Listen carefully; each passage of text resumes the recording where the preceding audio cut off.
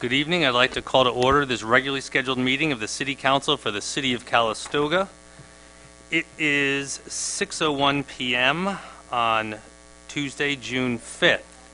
City Clerk Flamson, has this meeting been properly noticed? Yes, it has. Can we have a roll call, please? Councilmember Lopez Ortega. Here. Councilmember Barnes. Here. Councilmember Kraus. Here. Vice Mayor Dunsford. Here. Mayor Canning. Here. If you could please take a moment and make sure that your cell phones are either silenced, on vibrate, or off. And please stand and join us for a salute to the flag. I pledge allegiance to the flag of the United States of America and to the republic for which it stands, one nation, under God, indivisible, with liberty and justice for all.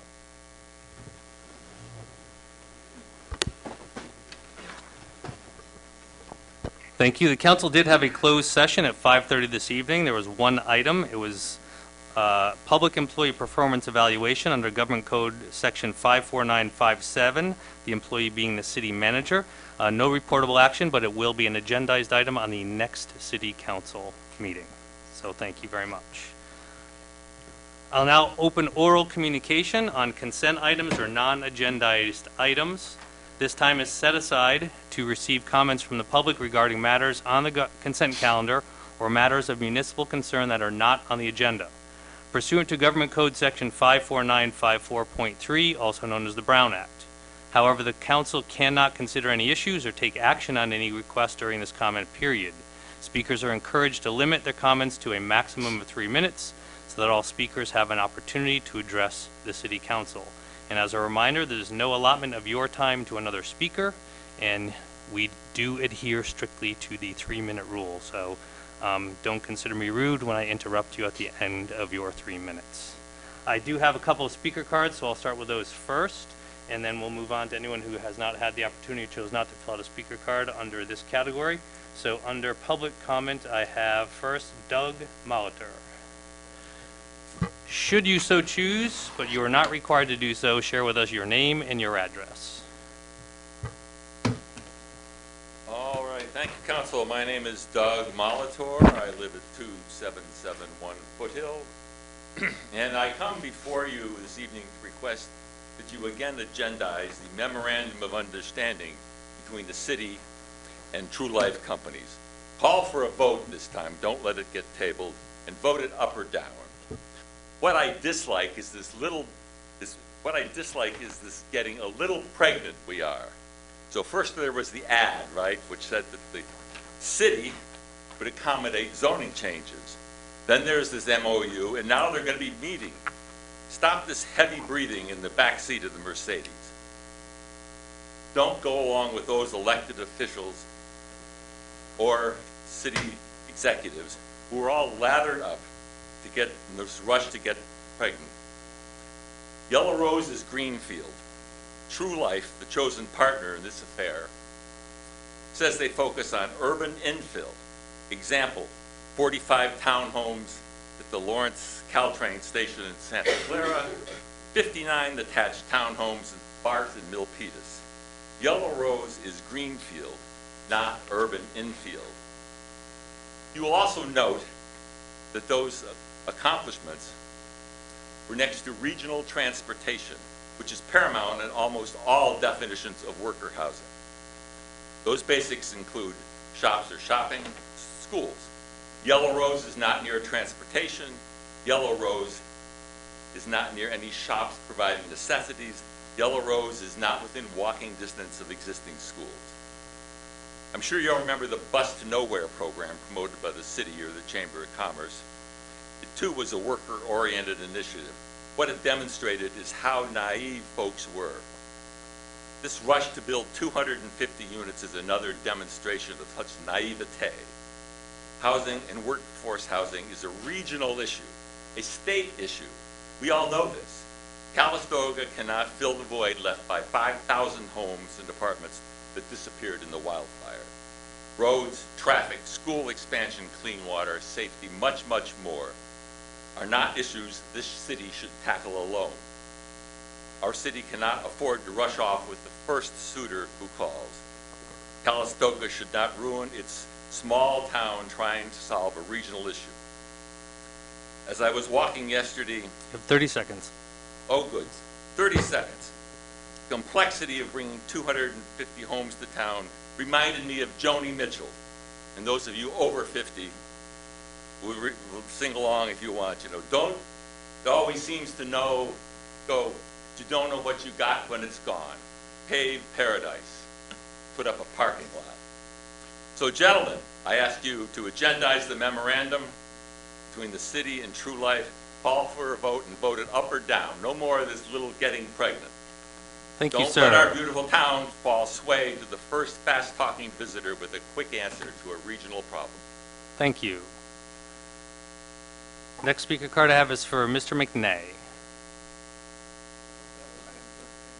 My apologies, you are correct. That is item 13. Okay?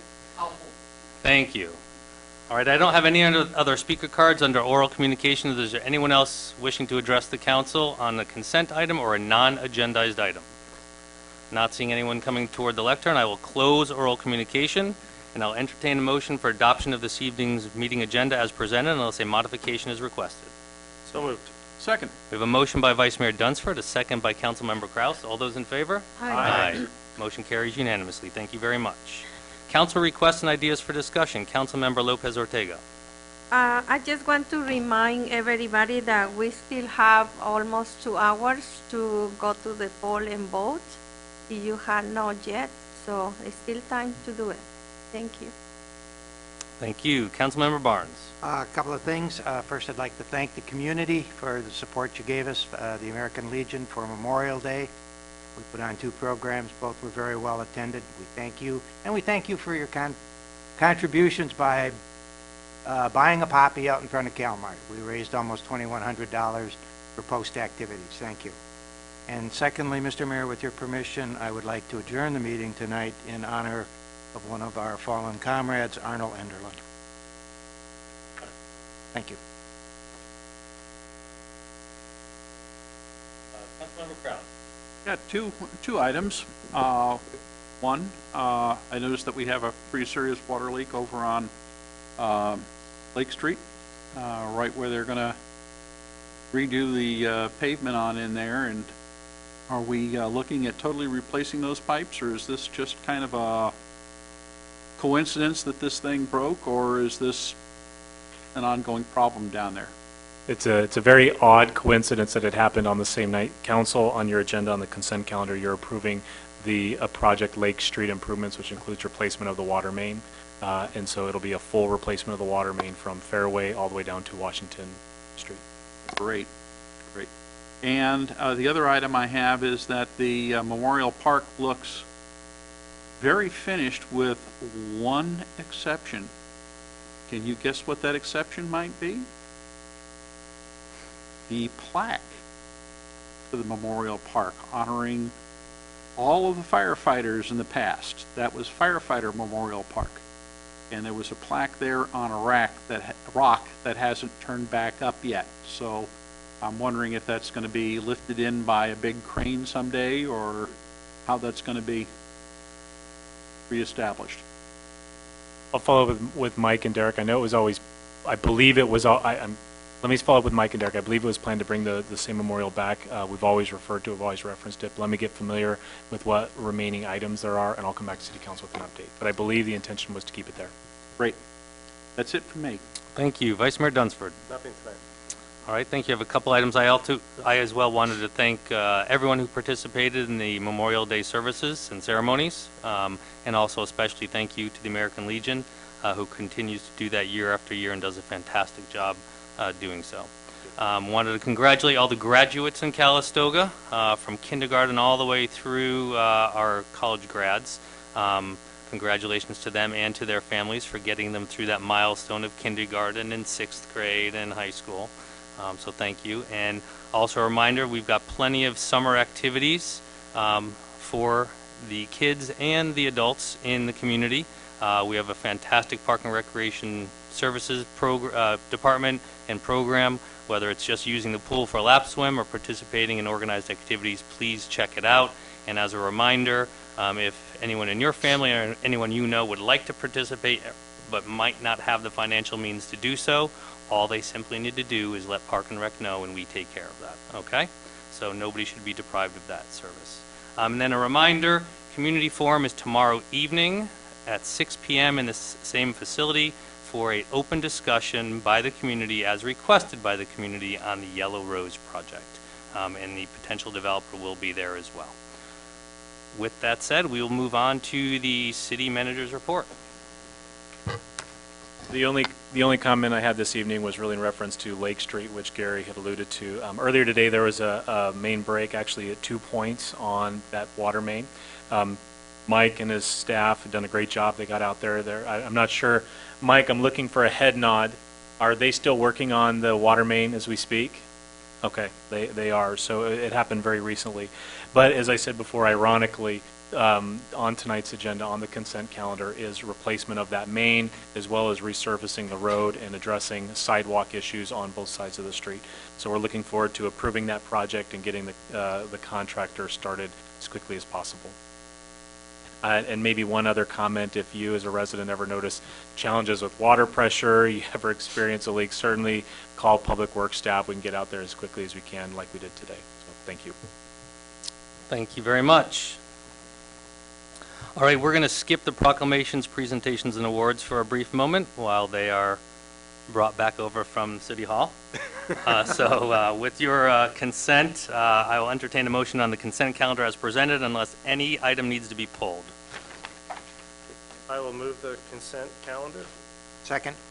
We have a motion on the consent calendar as presented by Vice Mayor Dunsford. We have a second by Council Member Barnes. All those in favor? Aye. Aye. Any opposed? All right, motion carries unanimously.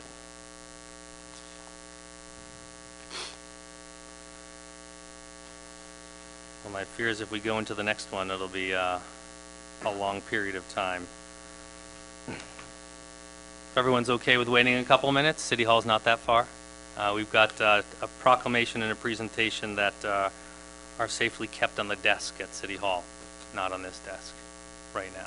So chat amongst yourselves for a couple minutes. Say hi to the person next to you if you don't know them or they don't look familiar to you. Welcome them if they're visiting Calistoga.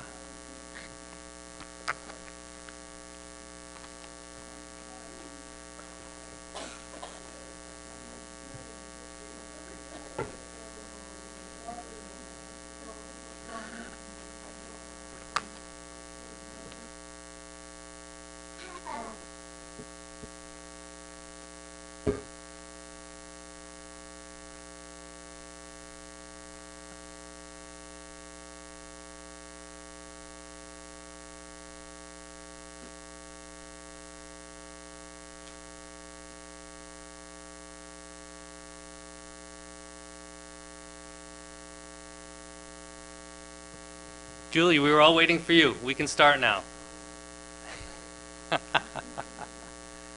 You don't have the proclamation and presentations with you, do you? Okay.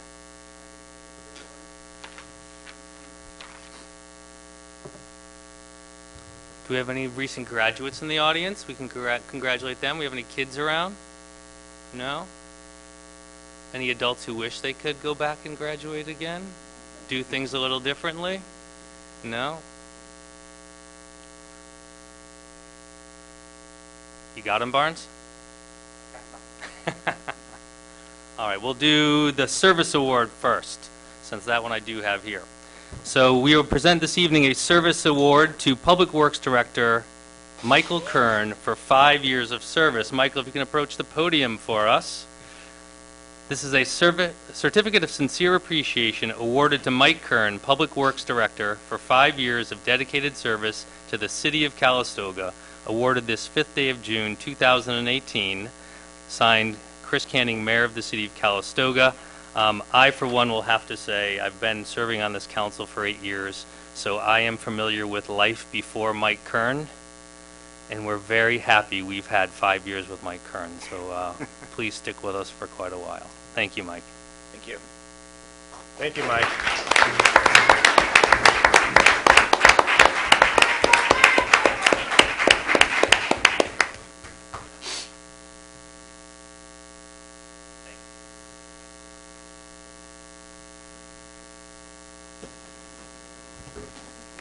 After 20 years, Mike, you're the senior guy.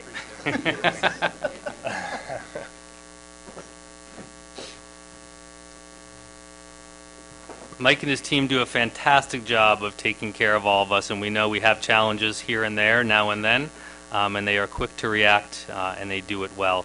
The reality of the situation is you tend to need Public Works when something goes awry, and that's usually what your interaction is with them. So even when things are going really well, like your road has been paved in front of your street, in front of your house, keep those guys and gals in mind and say a thank you now and then when you see their shiny new trucks drive by.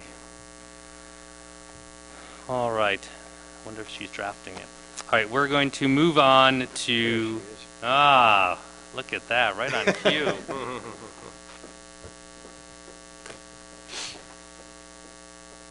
Thank you very much. All right.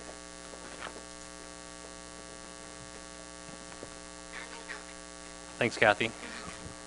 All right, so this evening we have one proclamation. It's a proclamation announcing June as LGBTQ Pride Month. I believe we have some folks who are going to be receiving this. If you can approach the podium, and I'll meet you there after I read it. City of Calistoga Proclamation, LGBTQ Pride Month, June 2018.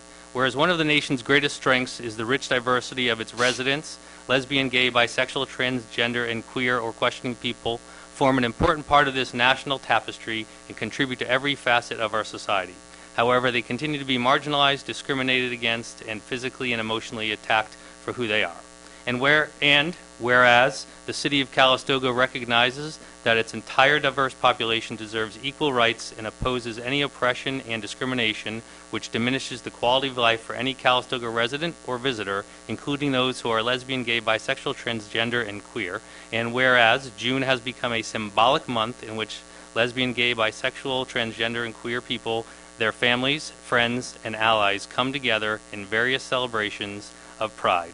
And whereas the rainbow flag will be flown from June 8th to the 15th, and the transgender flag from June 18th to the 24th, in honor of LGBTQ Pride Month on the City of Calistoga ceremonial flagpole. And whereas LGBTQ Pride Month events have been scheduled across Napa County and the world, including a screening of Gender Revolution at the St. Helena Library on June 22nd, a community gathering at LGBTQ Connections in Napa on June 15th, and the San Francisco Pride Parade on June 25th, as well as participation in the Napa Fair and Fireworks Parade on July 4th, with a banner showing Calistoga celebrates diversity. Now, therefore, let it be resolved that the City Council of the City of Calistoga hereby declares the month of June 2018 to be LGBTQ Pride Month, signed and sealed this 5th day of June in the year 2018. We invite everyone to reflect on ways we all can live and work together with a commitment to mutual respect and understanding. Signed, Chris Canning, Mayor of the City of Calistoga. And if you could tell us who's receiving it, what organization you're from, and a little bit about what's going on.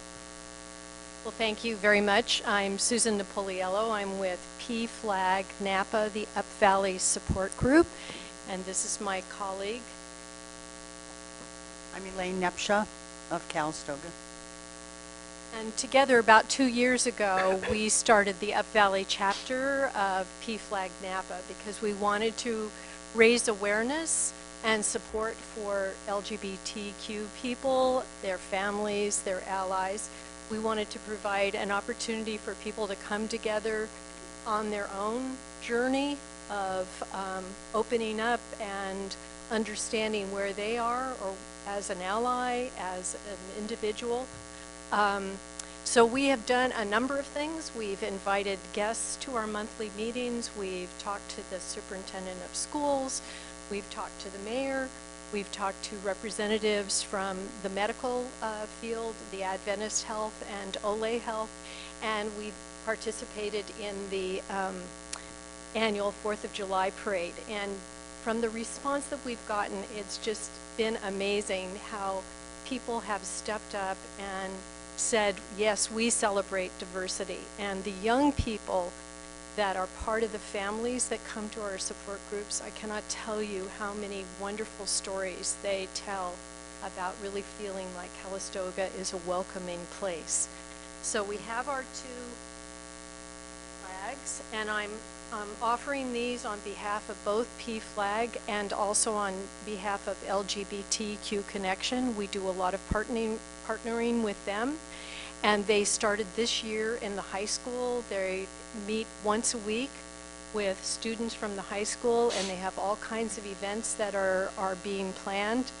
And they have a picnic that is going to be at Logby Community Park this Saturday from 12 to 3. And I have a few of these flyers. You've probably seen them around town. They're very colorful, and we hope that you'll go and support this because it's been totally organized by high school youth, and they've taken on the leadership. So this is a wonderful transition for us because PFLAG Napa is primarily adults, but what we wanted to do was empower the kids. So this is an example of that. And then we also have a few brochures that give you information about our monthly meetings and for the flags.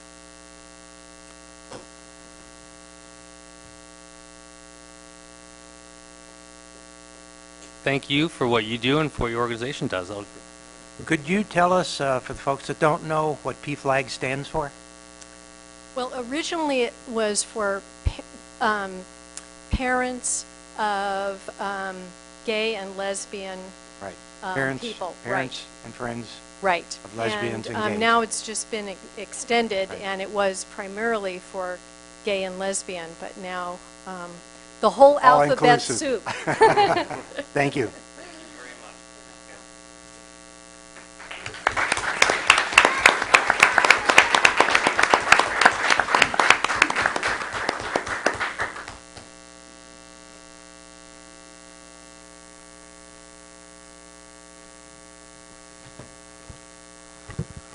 Kathy, have you caught your breath?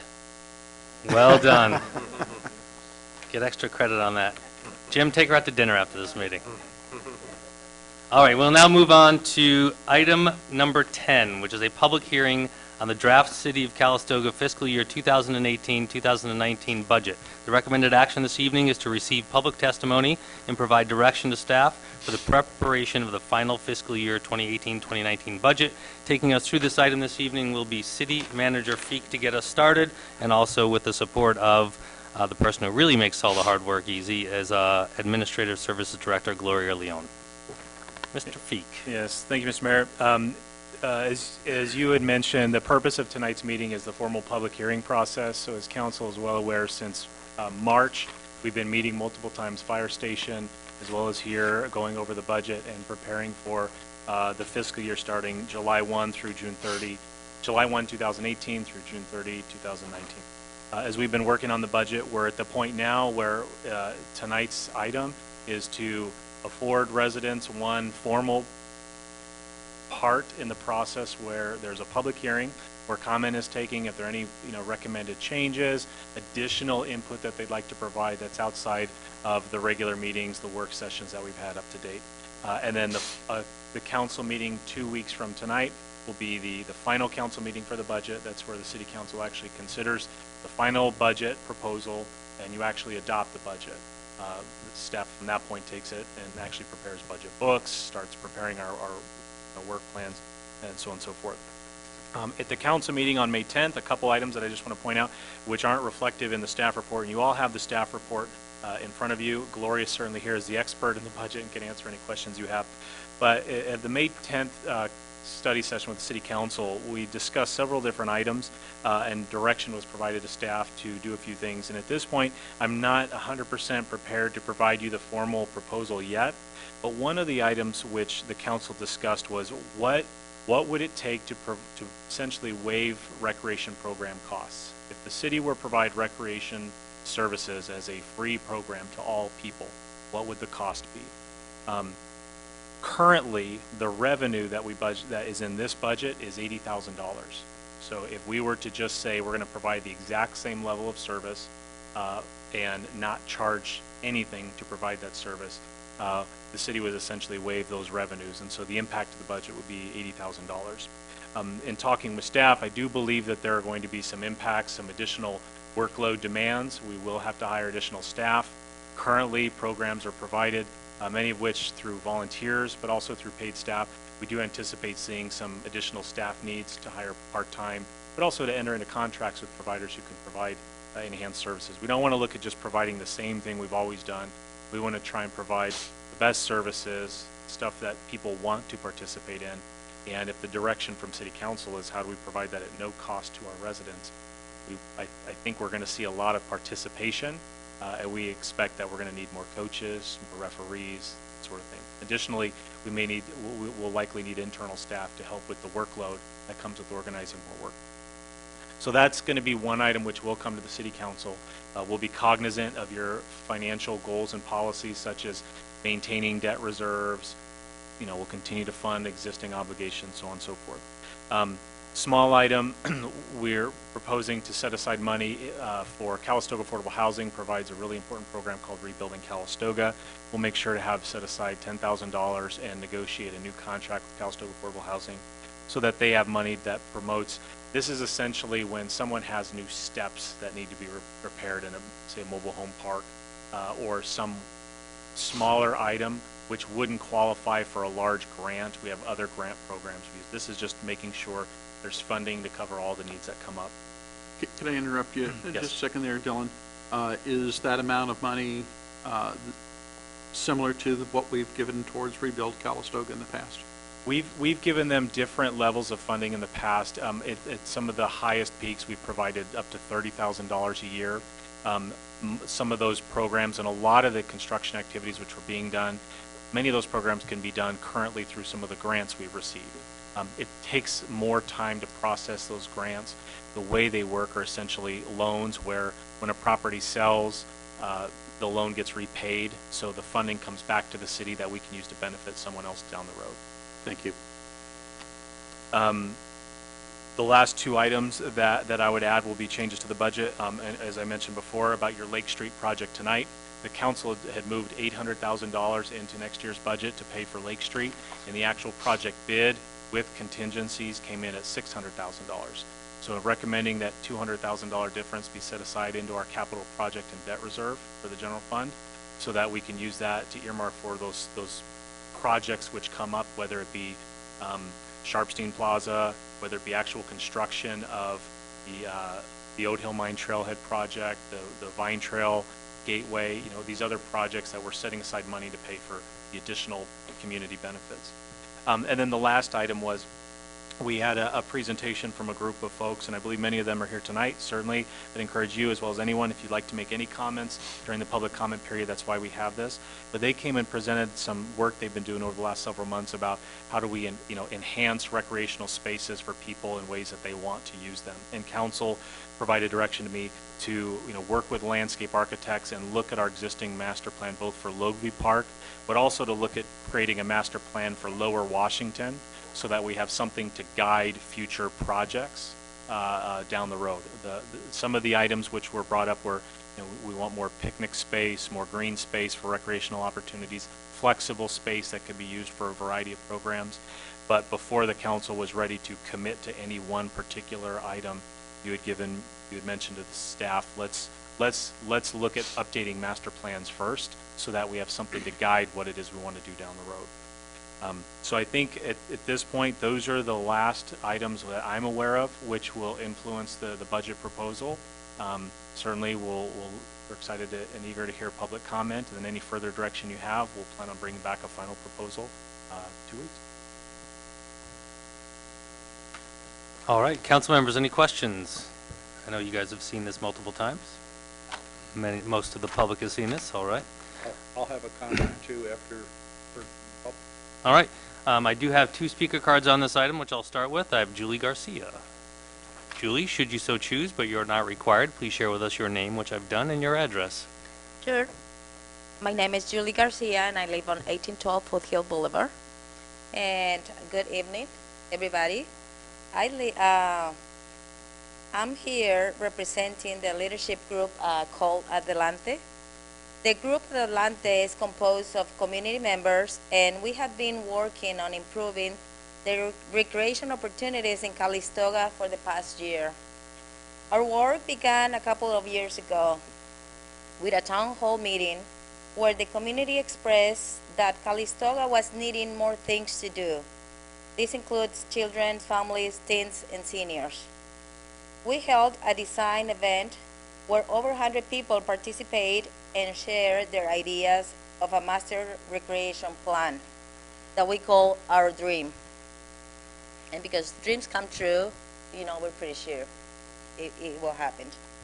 We met with teens, and they also showed a high interest in improving recreation opportunities.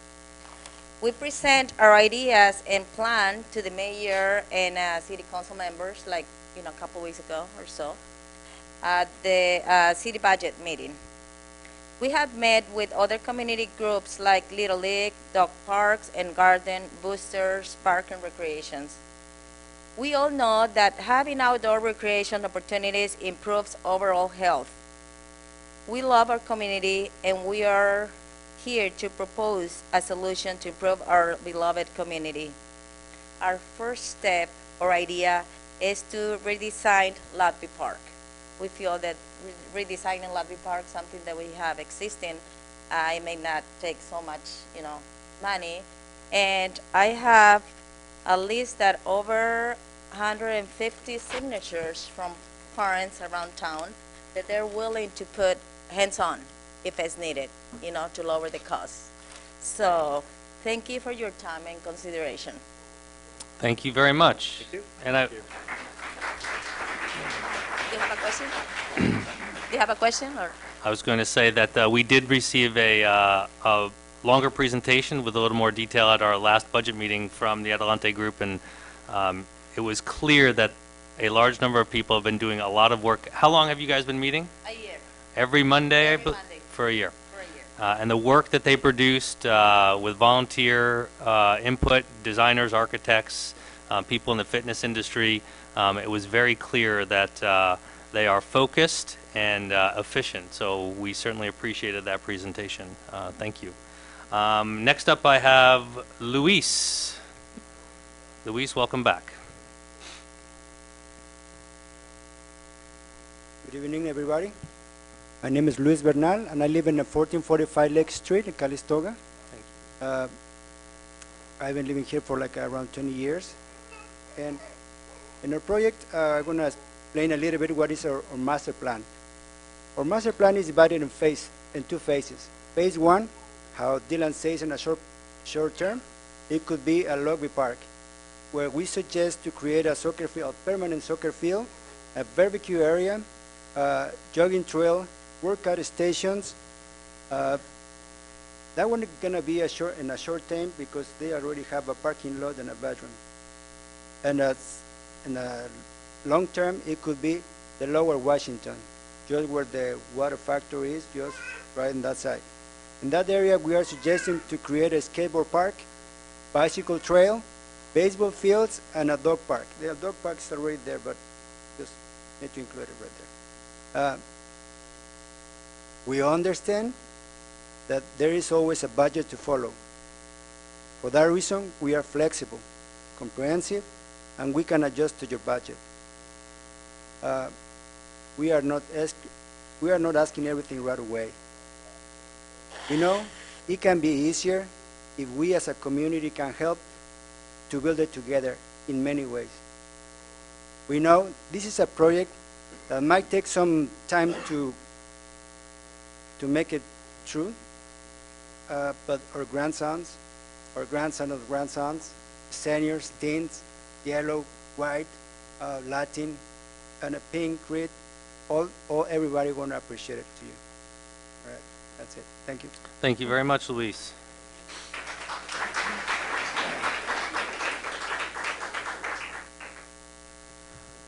Those are all the speaker cards I have for this topic. Is there anyone else wishing to address the council on the budget? Yes, please. Carrie Abreu, 1720 Renard Lane. I'm not really sure how this ties in, but I'm going to put it out there anyway. So in looking at the financial reviews, the city will perform a TOT audit of hotel operators to ensure compliance with the municipal code. What about all the Airbnbs in this town that don't pay TOT? They don't have a business license. Listen, if you got one and you're getting away with it, good for you. But What it does to this town is, it is taking people who want to live here and raise their children out of the equation because they're being outbid by thousands of dollars when they go to buy a house. And you're talking about a budget, and that's huge. I mean, Jim and I talked about it a lot. If there's 100 vacation rentals in this town, and they're not paying for a business license, they're not paying TOT, and they're making 5, 7, 10,000 a week in some of these places, you guys are losing out, and we're losing out. They're taxing our infrastructure. They're clogging the streets because they have more than one car parked in the parking lot. That house over Jim Blamson's mom's old house, there's 3, 5 cars sometimes there on a weekend on Lake Street. You can't tell me you don't know that this town's full of illegal Airbnbs. So in thinking about a budget, I think it would suffice all of us to get down and think about, I'll do it if you want. I'm not really computer savvy, but I can drive around town and know exactly there's a different car every weekend in a driveway and who's probably staying there. Thank you. Thank you. On that subject, yes, it has a budget impact, but more important to us, and we've stated this clearly multiple times as a city, is not the financial impact of Airbnb, but it's the quality of life. We get challenged often, sometimes legally, about the fact that we don't allow for vacation home rentals, and a vacation home rental, if someone doesn't know right now, is anything under 30 days. That is illegal in the city of Calistoga. And again, for us, it's not about allowing them to generate money. It's not about, what Airbnb takes away from hotels. It's all about the fact that you as a resident live in a residential neighborhood, not next to a commercial endeavor, which in essence is what happens. We do try our best to crack down on them. We have prosecuted some of them, one of them to the tune of $37,000 in penalties. The most recent one was a couple of grand. But we are a complaint-driven enforcement city. We can go online when staff has time to try to find them, and we send them letters, and we've got reams of boxes of letters that we've sent to people. But the fastest, most efficient way for us to get them and encourage them to do the right thing before we penalize them is being a complaint-driven enforcement city. 80 to 90% of our enforcement action is triggered by an anonymous phone call from a neighbor. If you have a concern about anything that's going on in your neighborhood, when you call us, we don't take your name, your phone number, your address, because we don't care. What we care about is taking care of anyone who's violating the rules. Anyone who buys a home in the city of Calistoga, as many of you know, you are required to sign a disclosure that states very clearly you cannot have vacation home rentals here. So nobody will be surprised by this when they get the knock, first the letter in the mail and then the knock on the door.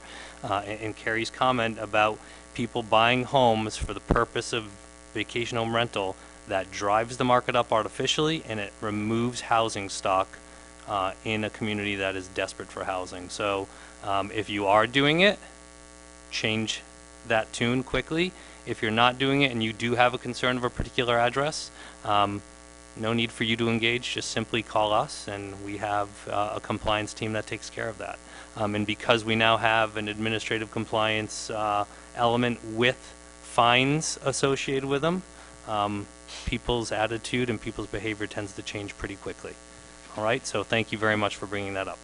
Mr. Yes. Mayor, will that be one of the duties of the new code enforcement officer we are hiring, which is right there on the same page? An employee for the police department. I believe that's where Dylan was going to jump in. Yep, thank you. Go Dylan. One of the comments I just wanted to make to your point was that in this year's budget, I'm actually proposing a new full-time code enforcement official. I do think this could easily be one of the duties that they have. The other comment I'd make, just for everybody here in the room and anyone who might be listening at home, and certainly for local papers, if we could help do a story here, the way that we frequently start our code enforcement process is we do stings with the district attorney's office. So we'll actually schedule an appointment through your Airbnb, and we'll come in and we're going to try and stay at your rental. And you're not going to know that it's us. You're not going to know that it's a DA investigator, but that's what starts the code enforcement activity. and then we actually have proof that you're illegally operating in the city of Calistoga. And when there's a 5-digit fine that comes associated with it, we've actually been in your building and know there's an operation. So we tell everybody well in advance of any property purchase, this is a commercial activity, it's going on illegally in neighborhoods, it is strictly prohibited here, and we'll make no bones about it. Thank you. I don't have any other speaker cards. Anyone else like to address the council on the budget-related matter? Sure. As long as you tie it somehow to the budget, otherwise it's a non-agendized item and we end up in the Brown Act. We're just talking. I promised Kathy that I would never get up and speak at a council meeting when she was city clerk, but you brought my mother into this, so I'm going to do it.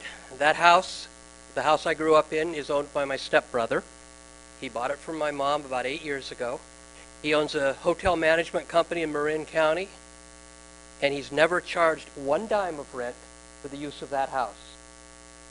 He lets his corporate people who own 5-star hotels come in and have retreats. All he asks is that they leave $75 on the coffee table for the cleaning lady at the end of the week. Kathy's had knitting retreats there where the women have come from all over the state. Oh. She's had Athenian dialogues. All he asks is $75. So, Carrie, I take offense to your remark. All right, it's fine. Okay? A lot of those cars that are parked there are playing soccer in the field, too. All right, we're clarified. Thank you. Anyone else specific to the budget? Nobody. All right, I will close the public comment, bring it back to the council for further direction. Iris. Can I just say a comment in Spanish? Sure, please. Solamente quiero darle las gracias al Grupo Adelante por su liderazgo, por su entrega, por todo el trabajo que están haciendo todo este año. Me da mucho gusto que estén aquí y así es como se hacen las cosas, que uno tenga una idea y la comparta con los vecinos y hagamos un sueño que se haga realidad, porque juntos y si nos unimos y trabajamos todos para el progreso de nuestra comunidad, vamos a lograr muchas cosas, porque juntos sí podemos y sigamos adelante. Y gracias por todo. Gracias. Thank you. So at this point, the city manager for the council has suggested the 3 modifications he's going to bring back to us for consideration at the next budget and possibly the final budget action. As you know, we are required by the state of California to adopt a budget by the last day of June. The state of California, however, does not have that same rule to follow, but we go through that every year. So, any other comments? Councilmember Barnes. I'd like to make one comment. If those of you who have the packet, turn to page 19, which is the debt schedule. It is very interesting and noteworthy that the original issue amount of debt, various states, was $22,150,000. Since I've been on the council, which is now almost 6 years, that debt has been lowered by almost $6 million. So the current debt is $15.8 million, down from $22.1. I think we have done a tremendous job getting the city back into financial good shape. We've all worked very hard. When I say we, I don't mean just us up here. I mean the entire community has worked very hard in their support of us, support of what we're doing. We've paid down our debt. We've paid down our employee pension fund debt to the tune of almost $3 million, besides the $6 million we paid down on regular debt. So we're well on our way to better financial stability. And thank you to the community for your support on that. Thank you. Any other council members? Councilmember Kraus. Yes, looking at the general fund in the budget book that I have here, at the budget summary, all funds summary, I note that under the general fund we have revenues of $11,600,000, rounded off by me. Expenditures of $10 million, meaning that we have a net surplus of about $1.6 million. And then further on down, it explains where that surplus goes for capital projects and debt payments and a number of things so that we wind up with a net balance on June 30th of next year of $5.5 million, which satisfies our goal of having at least 50% of general fund money in reserve. Our revenue projection on page 15 shows that we are looking at a total general fund increase of 3.4%. And I think that is probably a modest estimate. I'm sure we estimate those revenues conservatively, do we not, Dylan or Gloria? Yes, we do. So it's most likely that we will get more money than that rather than less. And what I would like to do, and we talked about this at the budget retreat, is setting up a I'll call it a reserve separate from the reserves. I know we have reserves for water infrastructure, reserves for wastewater, equipment, a number of different reserves that we have. But I see that we are looking at a number of projects in the city on off into the future. But as well as these resorts start coming online, and we're not going to probably see any appreciable revenue from the first resort to come online in the 18-19 budget year. But what I would like to see is a reserve, call it a capital improvement or capital projects reserve. I don't know exactly what terminology to use, but this time I'd like to fund it with $1. And then when we come up to our mid-year adjustment, which is usually February, March kind of a thing, that if our revenues are significantly more than the 3.4%, that the council then put that money into the special projects or capital improvements money. So we have a pile of money there at some point that we can do a number of things with. We can help fund the parks project that people want. There's the Sharpstein Plaza concept that we're talking about. We might be able to put some money towards that.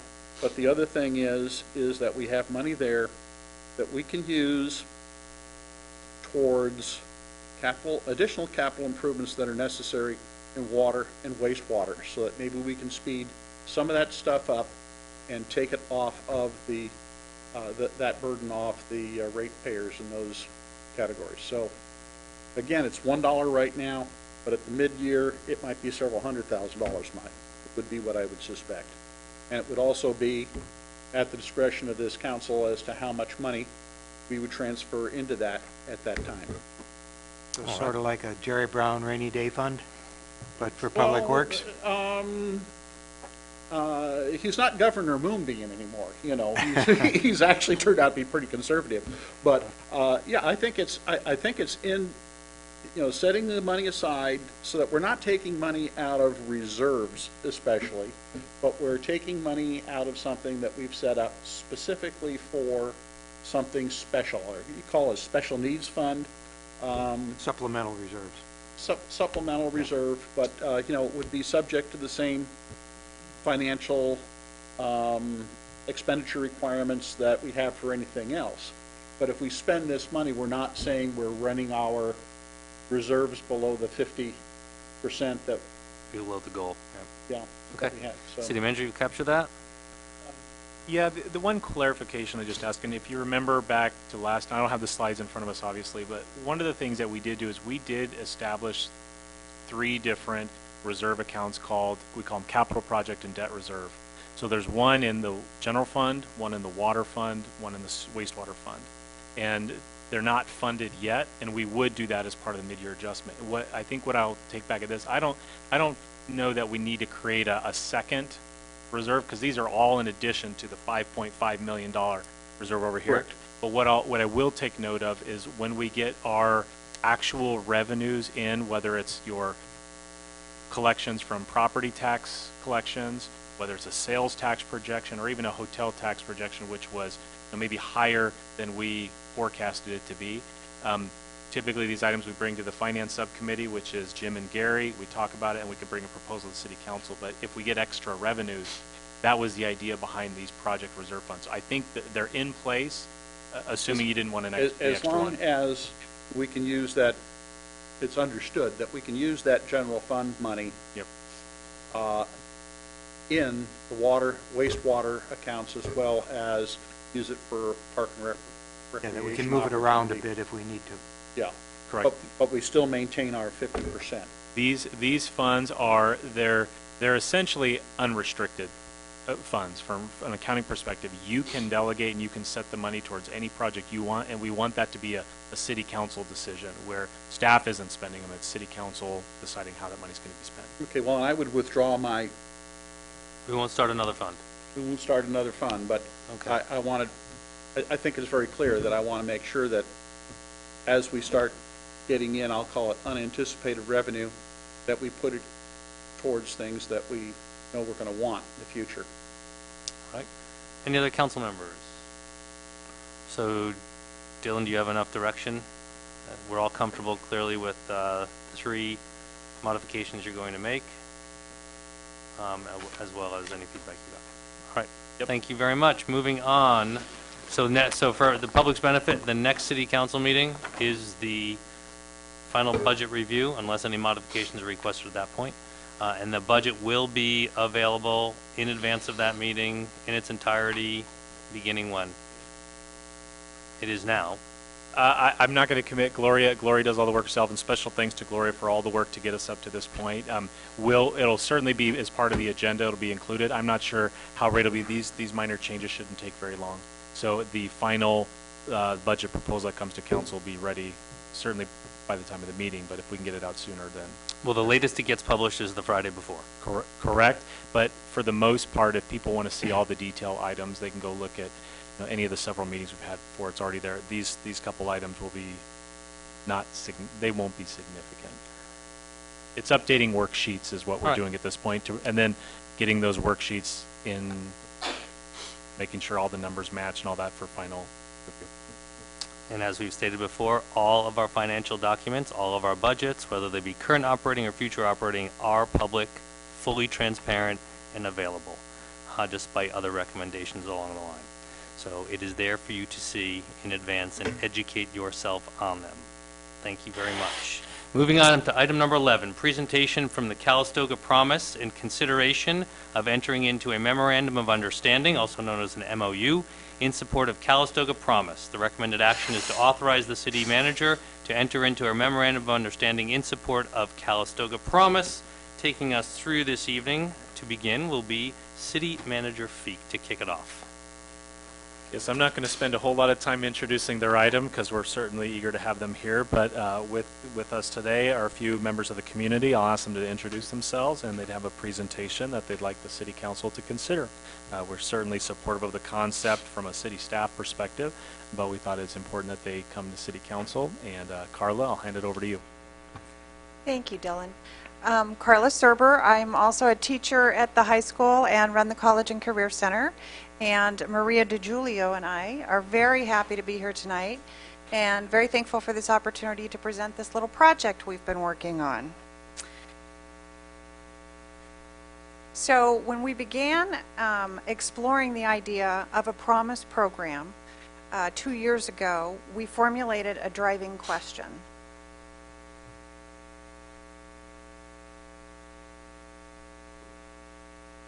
We'll go manual.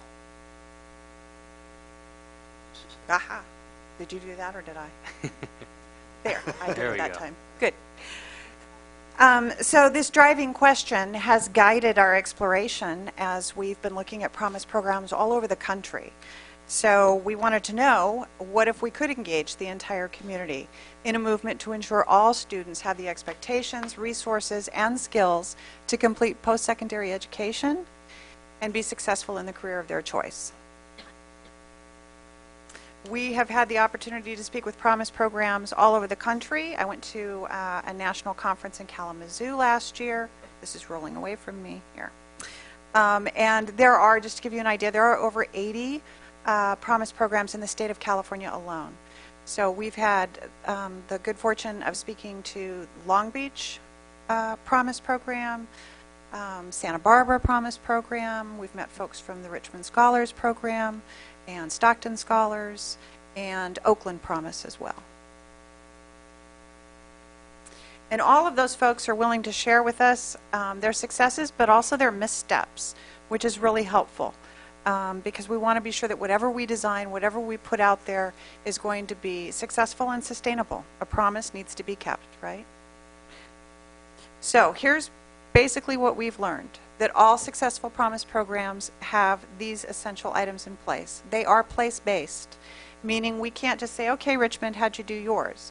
Yeah, they're going to answer that question and they're going to help us see what needs to be done, but it has to be specific to Calistoga. That's how they work. They support a post-secondary culture pre-K through 12. They provide financial and non-financial support. That's a key issue right there. Kalamazoo in 2005 launched their Promise program. It was all about scholarships. And what they learned very quickly was money is necessary and insufficient. It's not enough to get them in there with the money. We have to work down to kindergarten to make sure that they can be successful once they get there and that they have a plan going in so that they'll be successful. Promise programs absolutely have to be tailored to the needs of the communities that they serve. And ultimately, Promise programs create stronger communities. So we've come up with a promise, and this is what we're asking folks to join us in. Promising the opportunity to achieve quality post-secondary education and career preparation to every student in the Calistoga Joint Unified School District. This year we were very fortunate to partner with Calistoga Rotary in putting on 2 career fairs and with the Chamber of Commerce in doing a job fair. So doing a lot of work in helping students explore potential career opportunities. Also, I got to work with Dylan last year with my school district hat on to create an internship program that I need to do a lot more recruiting into, but that would also be an essential element of our Promise program.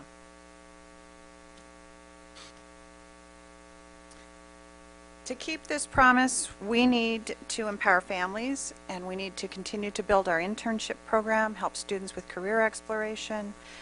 At some point, providing that financial support.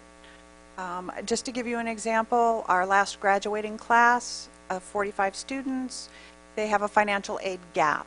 So someday it would be nice to be able to help them fill that gap. But as I said, money's necessary and insufficient. There are a lot of other things that need to happen in order to ensure those kids are successful in college.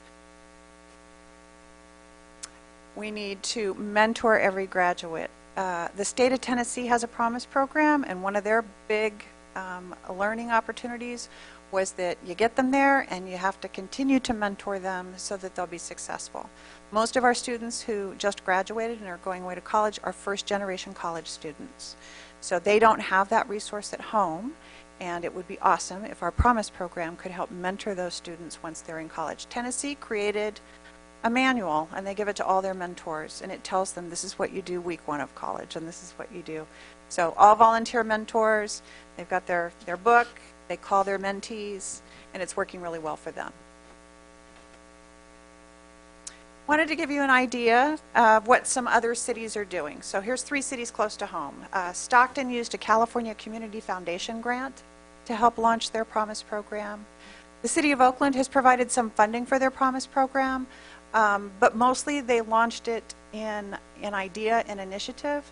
A couple weeks ago was the Teacher Appreciation Week, and the mayor of Oakland had folks nominate teachers who in their classroom were creating a college-going culture, and then those folks were treated to a breakfast with the mayor. So lots of different ways. You know, when Maria and I have a chance to talk to potential partners, the question always arises, well, what can we do? And what we really want the partners to do is bring their creative energies to the process. What do you see that you can do? How does this work with your plans? City of Richmond, they have Chevron. They have some pretty deep pockets there. They were able to contribute $35 million from a $90 million community benefits agreement.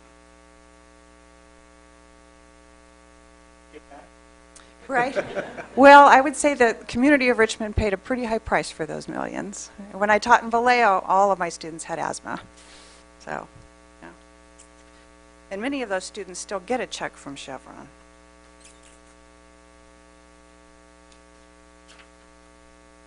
Specifically at this point, oops, did I lose a slide? Oh, there we go. What are we asking of the City of Calistoga?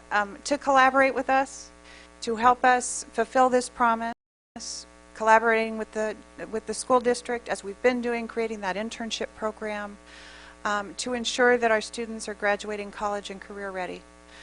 The internships, any support that could be given in terms of fundraising efforts, advertising and promotion.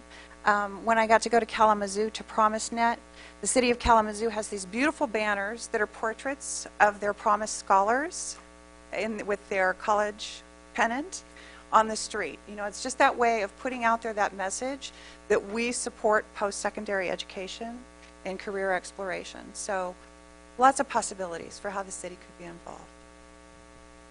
And now I would like to open it to any questions. Thank you. Council members, any questions? I've had the benefit of sitting with members of the Calistoga Promise, and it's impressive to see what their initiative is, and adopting the plagiarism of stealing great ideas from other places as well and making them fit Calistoga. I'm going to put you on the spot 1 second. Okay. What is the total gap, have you figured out, that we would need to cover so that all of our graduates could have some sort of post-secondary education? I'm working on those numbers for this year, but the last 2 years, it's about $250,000. So students going to, on average, our students who are going to a CSU will have about a $10,000 gap after they take advantage of federal and state grants. And those going to a UC will have about an $8,000 gap. I know that sounds strange, but the UCs actually do a better job with university grants than the CSUs do, so there's a smaller gap. Community colleges, it's hard to nail that down now. You probably know this year community colleges are free, no tuition for any students. We don't know how long that will last or what kind of impact that will have. But for those students, it's about a $2,000 gap if you include what does it cost to live and get yourself to school and pay your tuition. So about $250,000 a year. Is that an annual gap?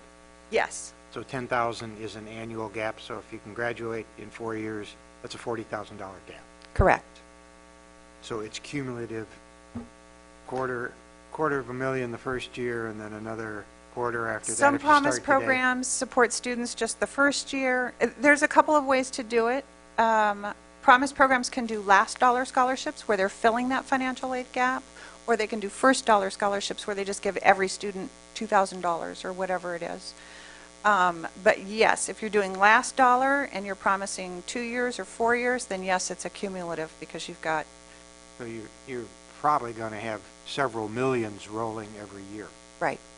That would be the big one. Yeah. Other questions? I think what's unique about our situation here is we're small enough in terms of the size of class, or population we graduate, that I think it's manageable. I think it's exciting. You guys are putting the initiative behind it. I've not been shy about my suggestion where some of this money can come from. You as a school district about to experience a significant windfall in tax dollars on these 2 resorts being finished once they're assessed. And that's certainly significant incremental amount of money coming in on a school district that's not getting any bigger. But that's my opinion. So always appreciate your opinion. Hopefully you can look there first, and then I know you'll be approaching the business community on this as well. But I kudos to you guys and all who are participating in this program. Thank you. If you can come to the podium, because we have a home audience. You have to speak into the mic, yeah. Oh, we get to the podium. Sorry. Otherwise, they call us, and I couldn't hear what that person said. I'm Maria DiGiulio. Thank you, Maria. So although the Calistoga Promise serves the school district, the Calistoga Joint Unified School District, it is not a part of the school district. It is a separate entity, just for clarification. Which means you can still ask them for money. Yes. All right, any other questions? Anyone in the audience have any questions? Anyone in the audience want to write a big fat check to the Calistoga Promise? You can think about it. All right, I thanks. saw Dennis raised his hand right there. Dennis, imagine where you'd be today if you actually went to school. All right, thank you. I'll close public comment, bring it back to the council for discussion. Dylan, what are you looking for on this? Nothing. At this point, if the council is supportive of the concept, you're essentially authorizing the city manager to enter into the MOU. So it doesn't require a resolution. There's no financial contribution at this time. One of the things that we'll continue to do is, we send our staff to the career fairs. If there's ever an opportunity to get in the classrooms and talk with kids, talk about our careers, or to, in some cases, partner with the school district where they actually provide a lot of the forms, they provide the insurance, and we actually bring a student to our work offices, and we'll put someone in as an intern in the police department. You want to come learn what it's like to be a police officer or dispatcher? Come work with them. And so we'll work around their schedules to try and do that. So those are going to be some of the impacts that many of our department directors and their staff are very eager to make. So nothing further this evening other than if you're supportive, we'll enter into an MOU. Council, we have consensus? Absolutely. I agree. I think that programs like this are necessary for our youth. I have great hopes for the students and the youth of our community because they are who are going to sustain not just Calistoga, but our nation in the future. And very important. I've always been impressed by the number of scholarships that come out of this community between Seroptimus, Native Sons, Rotary, and I'm sorry if I've missed a few, but those kids, the Education Foundation, those kids have a lot of opportunities there, and whatever we can do to increase that, I think is great. At this time, it's not a financial commitment from us, but we'll, I'm sure, off in the future, consider such a thing. Great, thank you very much. May I say Iris, something? please. I just want to appreciate the effort of Carla and Maria to work with our students in our community. I think it's very important that us as an adults look after them because, a lot of them, they don't have the resources, their parents don't have also the proper education and resources to look for them, to find scholarships, to get educated. And I really appreciate all the work you do for the students. Thank you. Thank you. All right, moving on. You've got enough direction there, Dylan. Item number 12. Report and discussion from the City of Calistoga 2x2 Fairgrounds JPA Committee, Councilmember Barnes and myself, regarding the status of ongoing discussions with the County of Napa regarding the future of the Napa County Fairgrounds. The recommended action is to accept the report and provide direction to staff. As you guys recall or are aware, we have been in discussions for going on, I think we just passed 20 months? 20 months. 20 months with the County of Napa in a 2x2 arrangement, 2 city council members, 2 county board of supervisor members, and then supporting staff to discuss different elements. We felt it important at this point to bring this back to the public. They've been closed sessions up to this point, non-disclosable items. So Dylan's going to take you through this, and then we'll be here to take public comment and answer some questions. To this point, the county has not had a similar meeting, the Board of Supervisors, in terms of public disclosure as to where they are at this point in the process, but we felt it was important to do that at this juncture. So with that said, Dylan, please take it away. Yes, thank you, Mr. Mayor. If you don't mind, I'll spend a lot of time reading from my report as well, just to make sure I hit some of the key points. So these are all available as part of your agenda packets. As council knows, and many of the community know, on October 4th, 2016 is when we had our joint meeting where the County Board of Supervisors as well as staff were invited up here to Calistoga to talk about issues related to the fairgrounds. And at that time, a proposal was recommended that the city and the county have these joint meetings of these 2x2 committees to discuss the future governance of the fairgrounds. At the time, originally, County Supervisors Diane Dillon and Keith Caldwell were appointed. Supervisor Caldwell was only on the board for remaining 2 months approximately until Supervisor Wagon Connect was appointed to the board to fill his seat. And since that time, we've had a variety of meetings where the city has been able to ask questions, been able to talk to the county about creating a new governance model. JPA has several different meetings in several different terms, and for the better part of a year, we even met with the Fair Association, we talked about operations at the fairground. You know, the essential discussion was, if a JPA is created, a joint powers agency is created, where the city and the county share in governance structure of this property, what does that look like? We're essentially creating a new form of government. It's not technically the city of Calistoga, and it's also not technically the county of Napa. But what would this look like? How would we process payroll? Who would the employees report to? How would liability claims work? There's a lot of change that would happen, and even though it might look the exact same on the outside, it's very different behind the curtain. We had a lot of discussion about, you know, the different approaches that we could take. We even got to the point where we were looking at how would we create a board that was the JPA board, an advisory board. How are the representatives appointed? We certainly wanted there to be citizen participation from the city of Calistoga. We assumed the county would want participation from the county of Napa, so we even looked at board makeup as this was to proceed.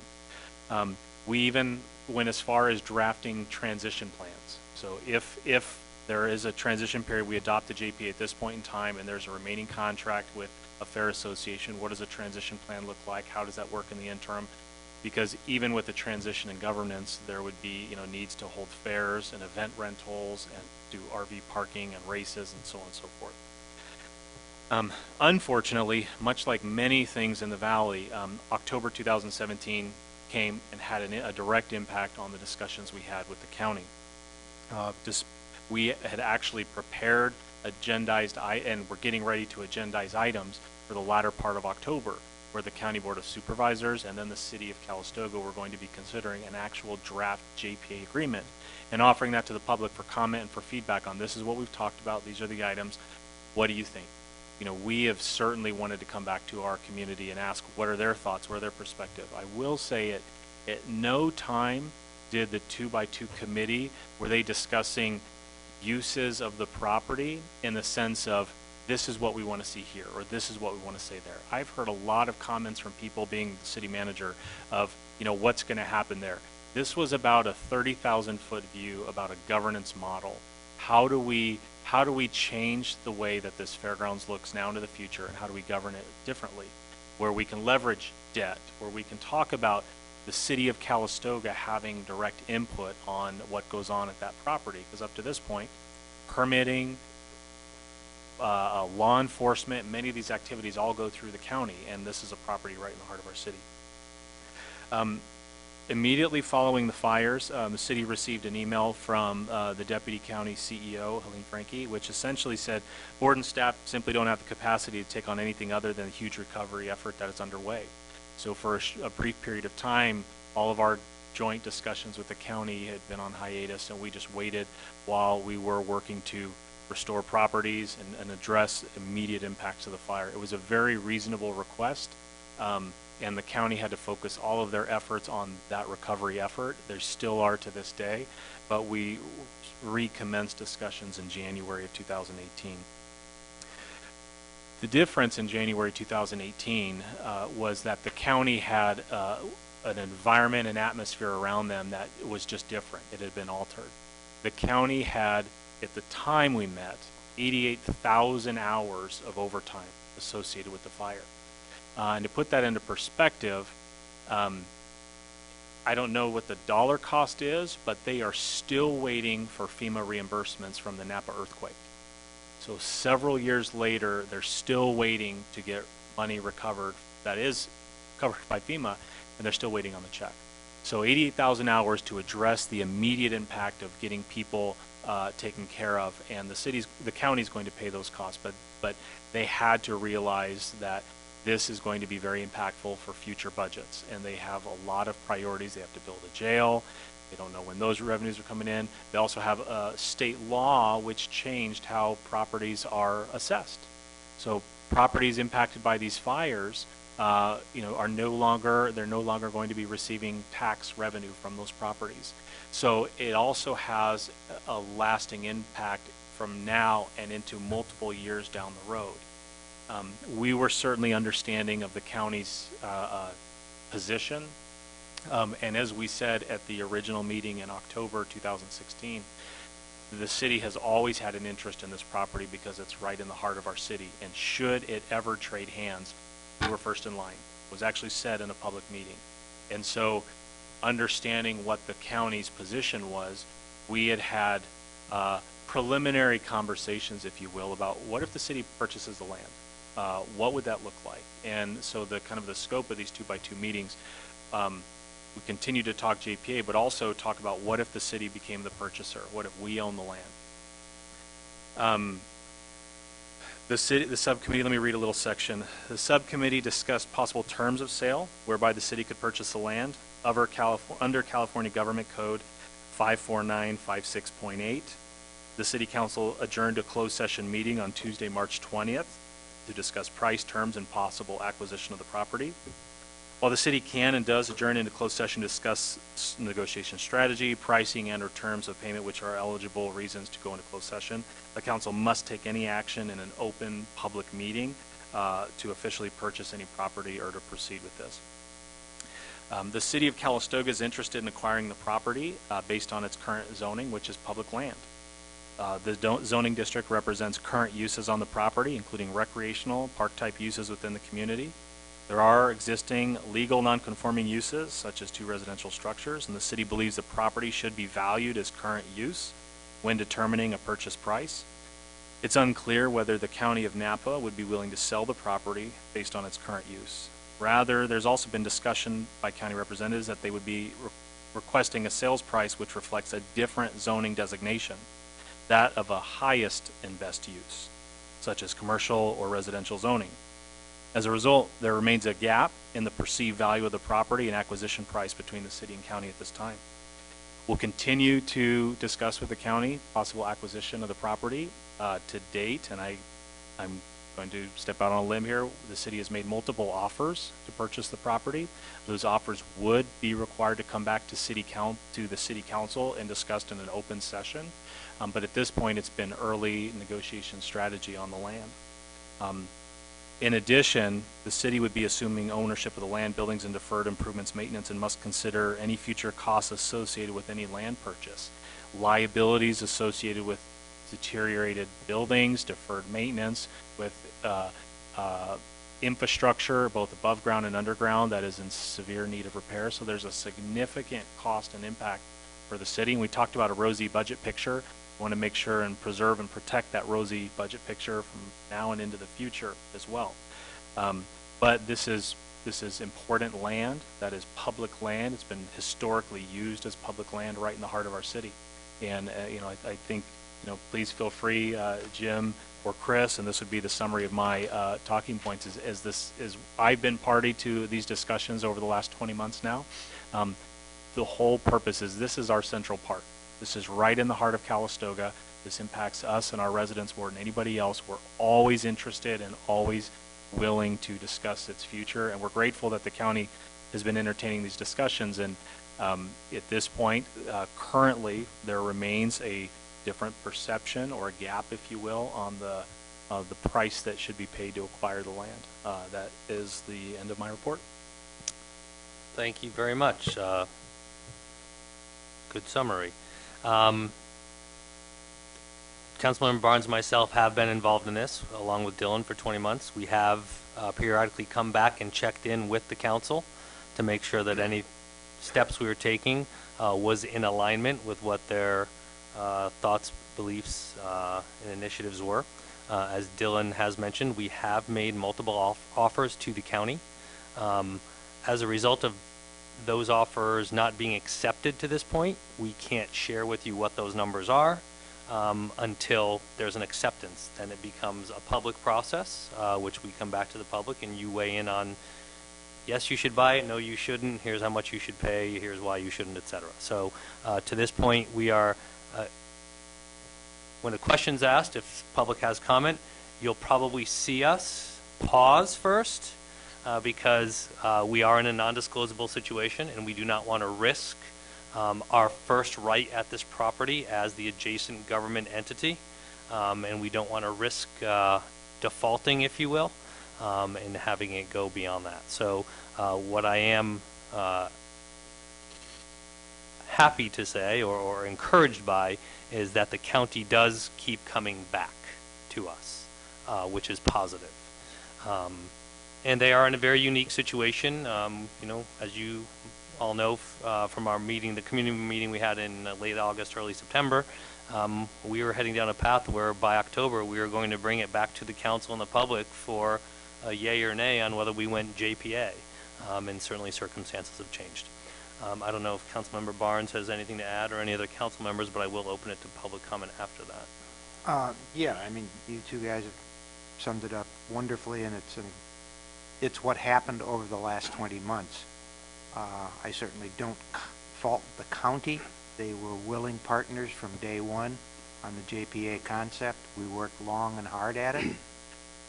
We delved in very deeply way back into the 30s when the land was first acquired, how it was acquired, for how much money it was acquired, the operating structure, the forensic audits we did. It was a very thorough and comprehensive year of work. And we were almost there. We really were. We were about to bring it back, and then the fires hit. We had made it very clear from the first meeting that if at any point during the JPA discussions the possibility of sale would come up, we wanted and are entitled to the first right of refusal. I don't know if that's the correct legal term, and I hope I'm not getting on thin ice. We're good. For any or all of it, any portion of it or all of it that the county deemed they wanted to sell. That never did come back until after the fire. And as Chris has said, we have made several offers. We are a little bit far apart. Can't tell you how much, but you can see from the public use portion or the public use zoning that it currently has would be one price, and highest and best use would be commercial or housing.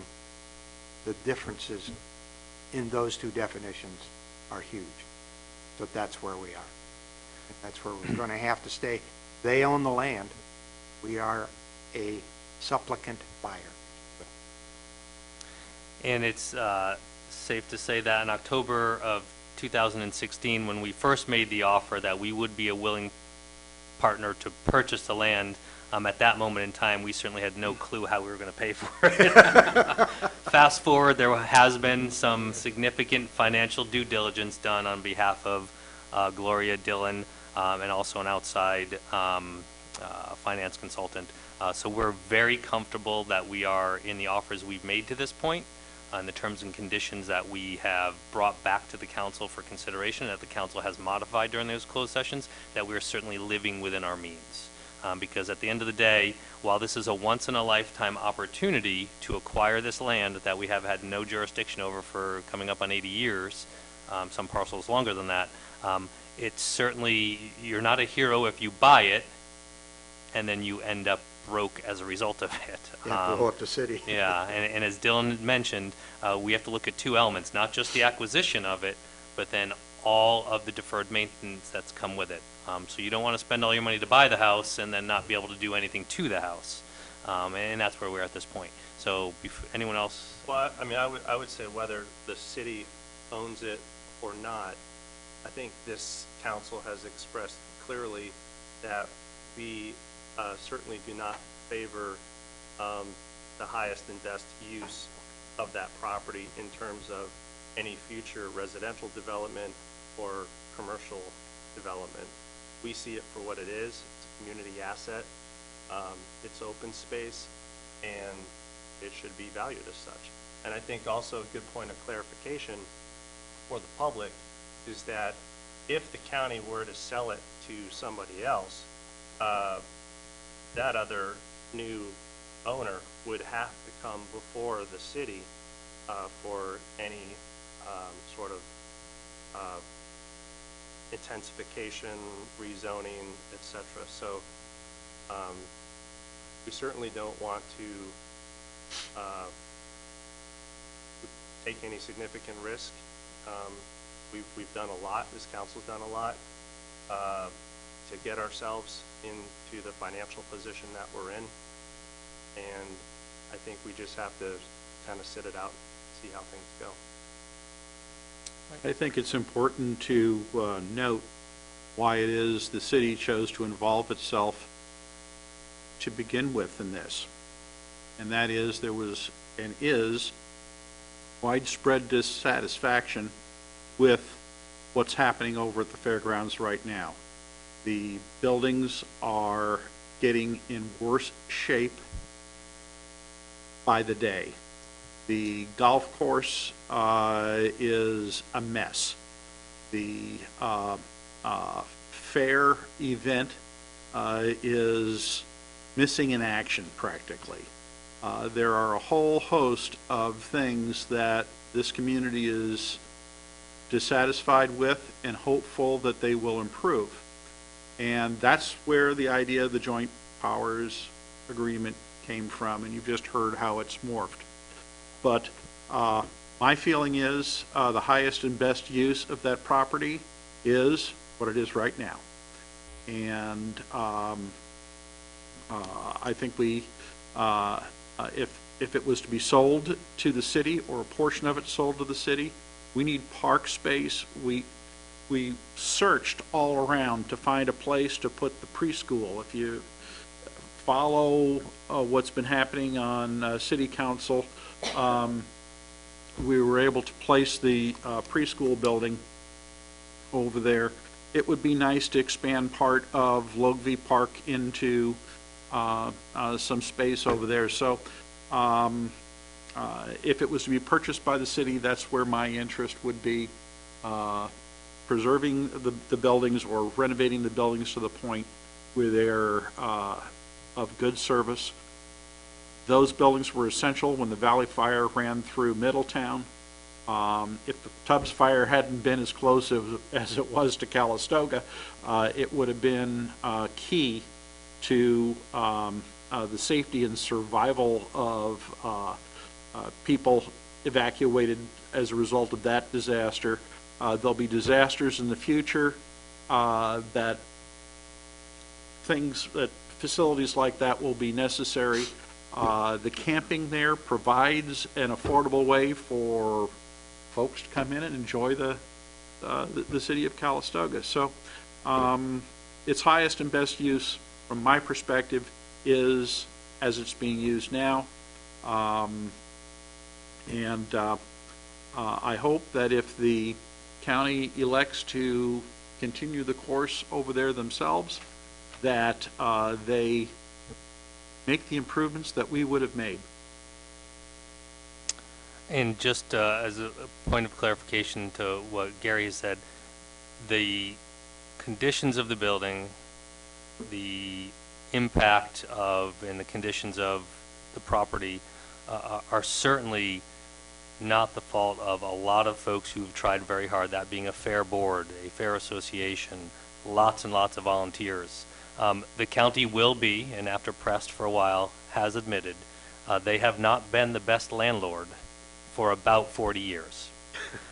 So it's very difficult to get anything done and make the improvements when the life expectancy of the buildings you're operating out of and the infrastructure you're operating out of are 30 and in some cases 40 years past their useful life expectancy. So they're very well aware of it. They're very well aware of what it's going to take, whoever the buyer is, if it's to be remain in its current form, to make some of those infrastructure improvements. So despite the efforts of a lot of well-intentioned people, the county just wasn't in a position at times, or chose not to be in a position at times to make those kind of investments, and that's where we are today. So I'm going to open up to the public with a couple of strong requests. This discussion is solely about a land transaction. Okay, this is the City of Calistoga in discussions for a property from the county. This is not a discussion and will not be helpful to tonight's discussion to talk about past, current, or future management or activities. To this point, the council has viewed this only in terms of future land use, as a land transaction. Future land uses and activities will be open for discussion with the public input should we become the owner of this parcel. Okay?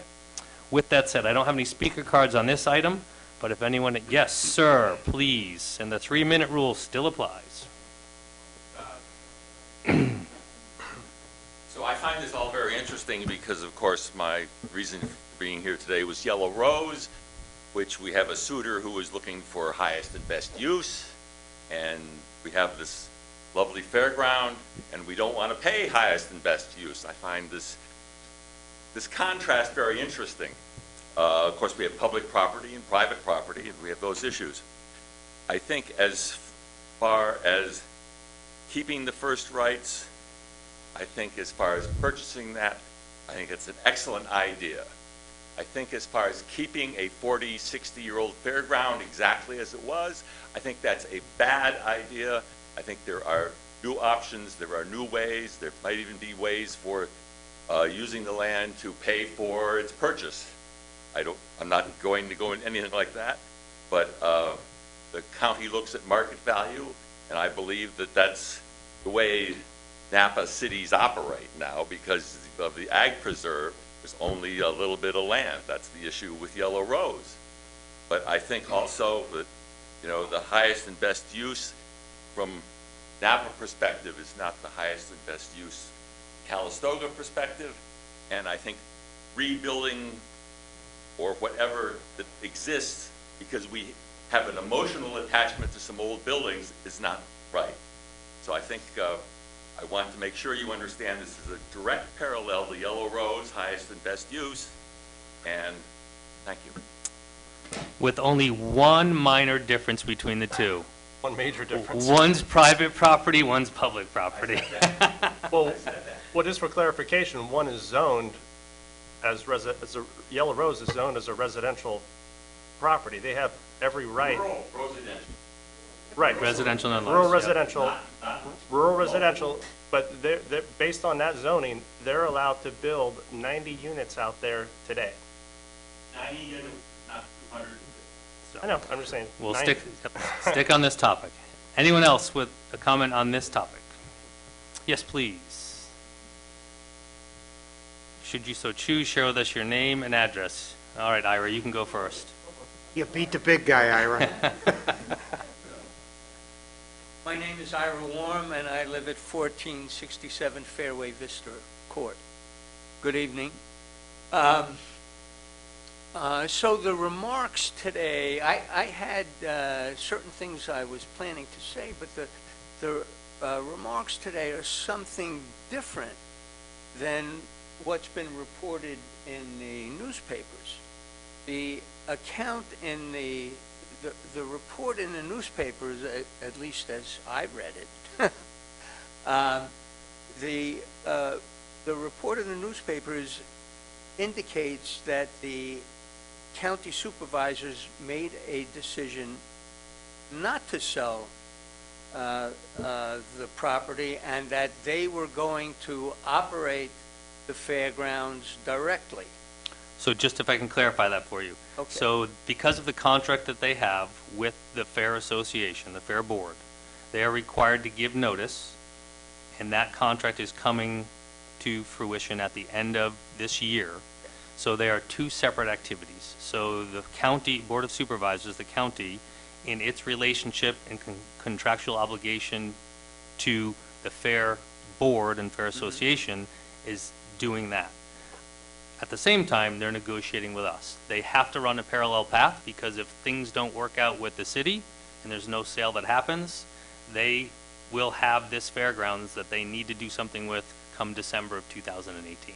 So the paper reported it correctly, but we have two different actions happening here. So pretend we don't come into resolution.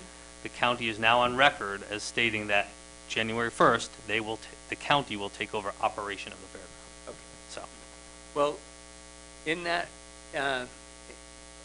potential, the residents of Calistoga are very disappointed and very concerned about the prospects for the fairgrounds, because the fairgrounds, under the stewardship of the county supervisors, even though there was a fair board, under the ownership and stewardship of the county supervisors, as council has said, the fairgrounds has declined year over year over year, and it's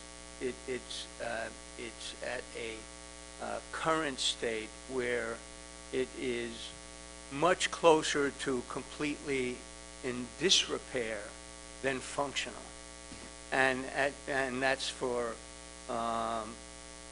each of the programs of the fairgrounds, including the fair. There's no fair. There is no fair, and so it is really important to the residents of our community that the county supervisors find a way to reach agreement with the city council with Calistoga, and if that. You're at your 3 minutes with my interruption. Okay. All right. So if that fails, what I'm asking the city council is not to be a witness bystander and observing. And that's how I see how the council has behaved until the discussion of the JPA. You know what's going on there. You hear from from your residents, our residents, and I encourage the council to become more vocal, much more vocal, about the disappointment that the residents are experiencing over the fairgrounds. Thank you. We have certainly, over the last 20 months, made that very clear. But I would also encourage you, because you are not just a resident of the city of Calistoga, you are a resident of the county of Napa, and you are absolutely welcome to, and we would encourage you to encourage your supervisors to do the right thing here. And you are welcome to visit them all the way in Napa. We can provide you their email addresses. We can provide a bus. And we probably should, because they need to hear your voice. Yeah. And if they don't. Right. So I was there at their last meeting and spoke to them, and Dick Kirkendall was there at their last meeting and spoke to them. I wrote a follow-up email to them. Then and you so are doing the right thing. communicating. Encourage more. Well Thank said. you. Thank you. Yes.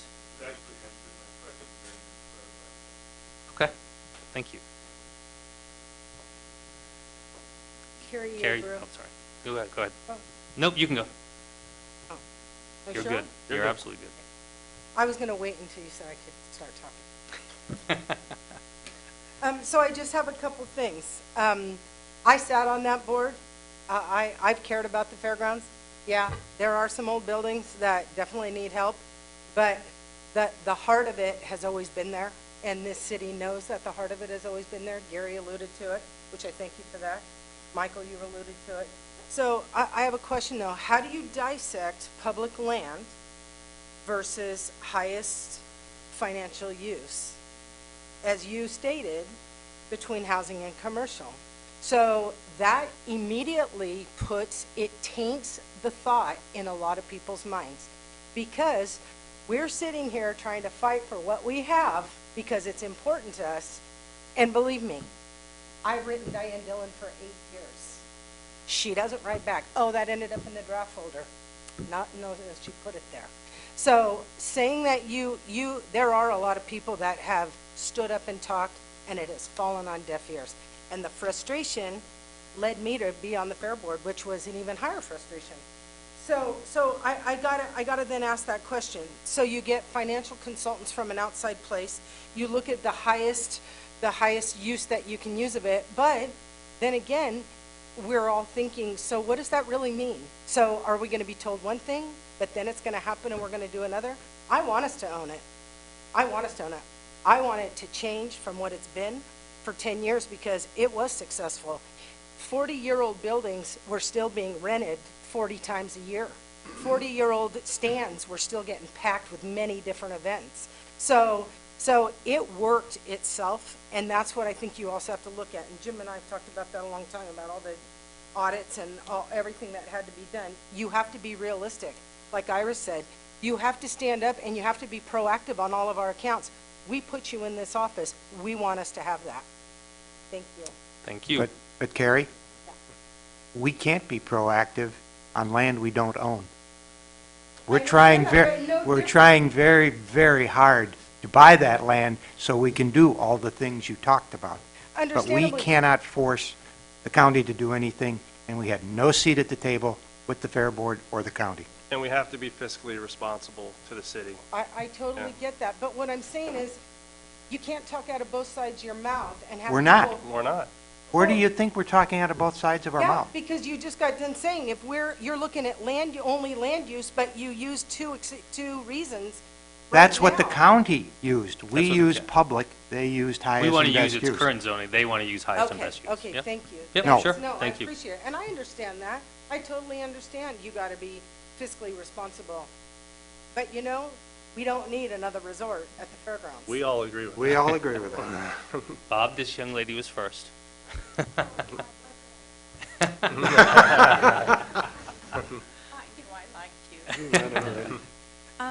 I want to say I'm so happy to see that highest and best use is not in your mind and that you are thinking of other things for us. I appreciate that. And I think it's honest. I think it's straightforward. And the other thing I want to ask, after listening about the budget, I'd hate to be an accountant. I would like to ask, how would this be funded and how would you write the check with the budget in mind? But one more thing, think about the park. In Sacramento, if you've been up there and you've gone to Land Park, that would bring in just a lot of people because that is such a beautiful thing. So, but about the financial, I would like to know Sure. how would So the first question is, when we've all looked at it as a council, we've discussed many different options, and the financial consultant we brought in is to say, hey, here's the things you have to look at and consider. Here are some of your options. One of the things we've been very consistent on is we're trying very hard not to burden the residents with the acquisition cost of that park. So when you look at our future revenues, because of the TOT that we generate, which are significant for a town of our size, we're allowed to burden or leverage those future revenues for years long out to make a transaction of this type today.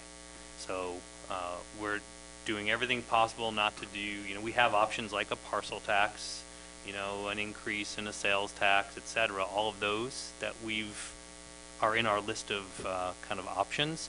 But to this point, the council has leaned the way of burdening future revenues while still being responsible for all of the capital improvements we need to make, et cetera. Also taking into consideration potential revenues that can be generated on that parcel from some of the activities that are there today might be there in the future. So we have not gone the route of a parcel tax or anything to burden the residents.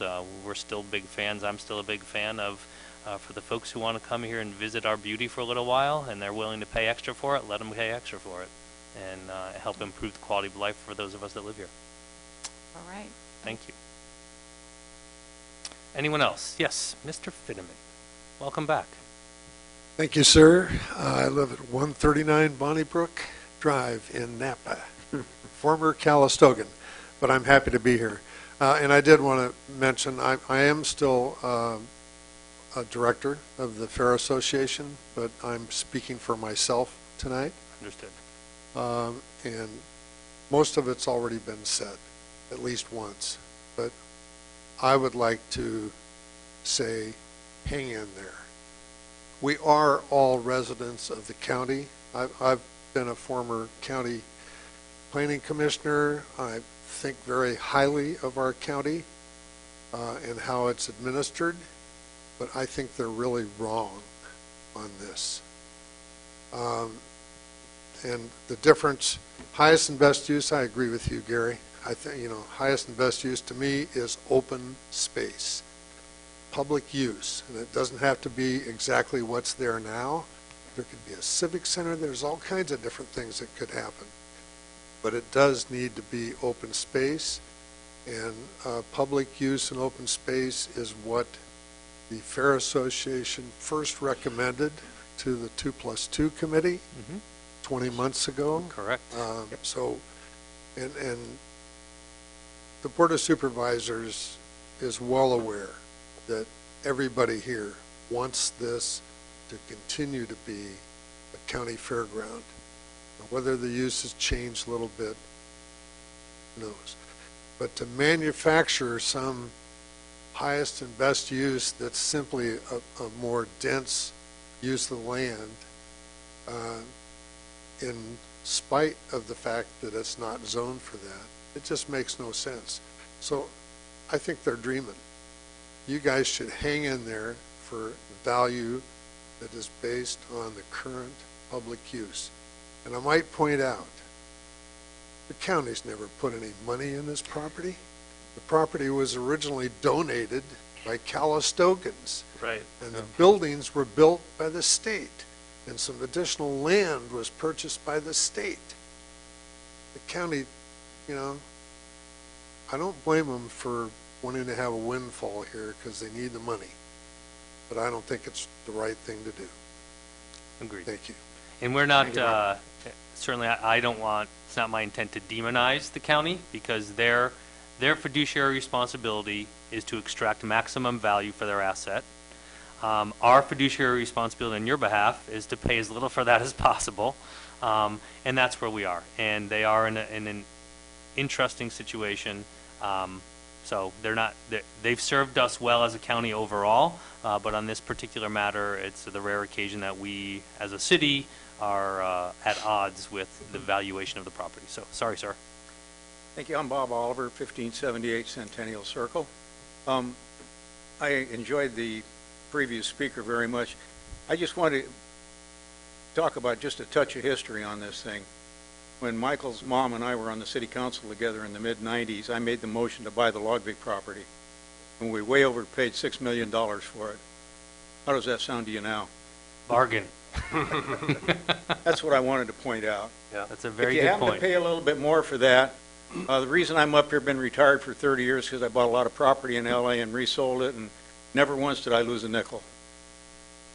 So property is of good value. If you pay a little extra money, it's going to be okay. One of the things we talked about that it didn't happen, and this, I know you don't want a lot of history here, but it is interesting. When we bought the Logvig property, we didn't envision a soccer field. Mario Caligari put that in, and we envisioned City Hall moving up there, maybe the police department moving up there.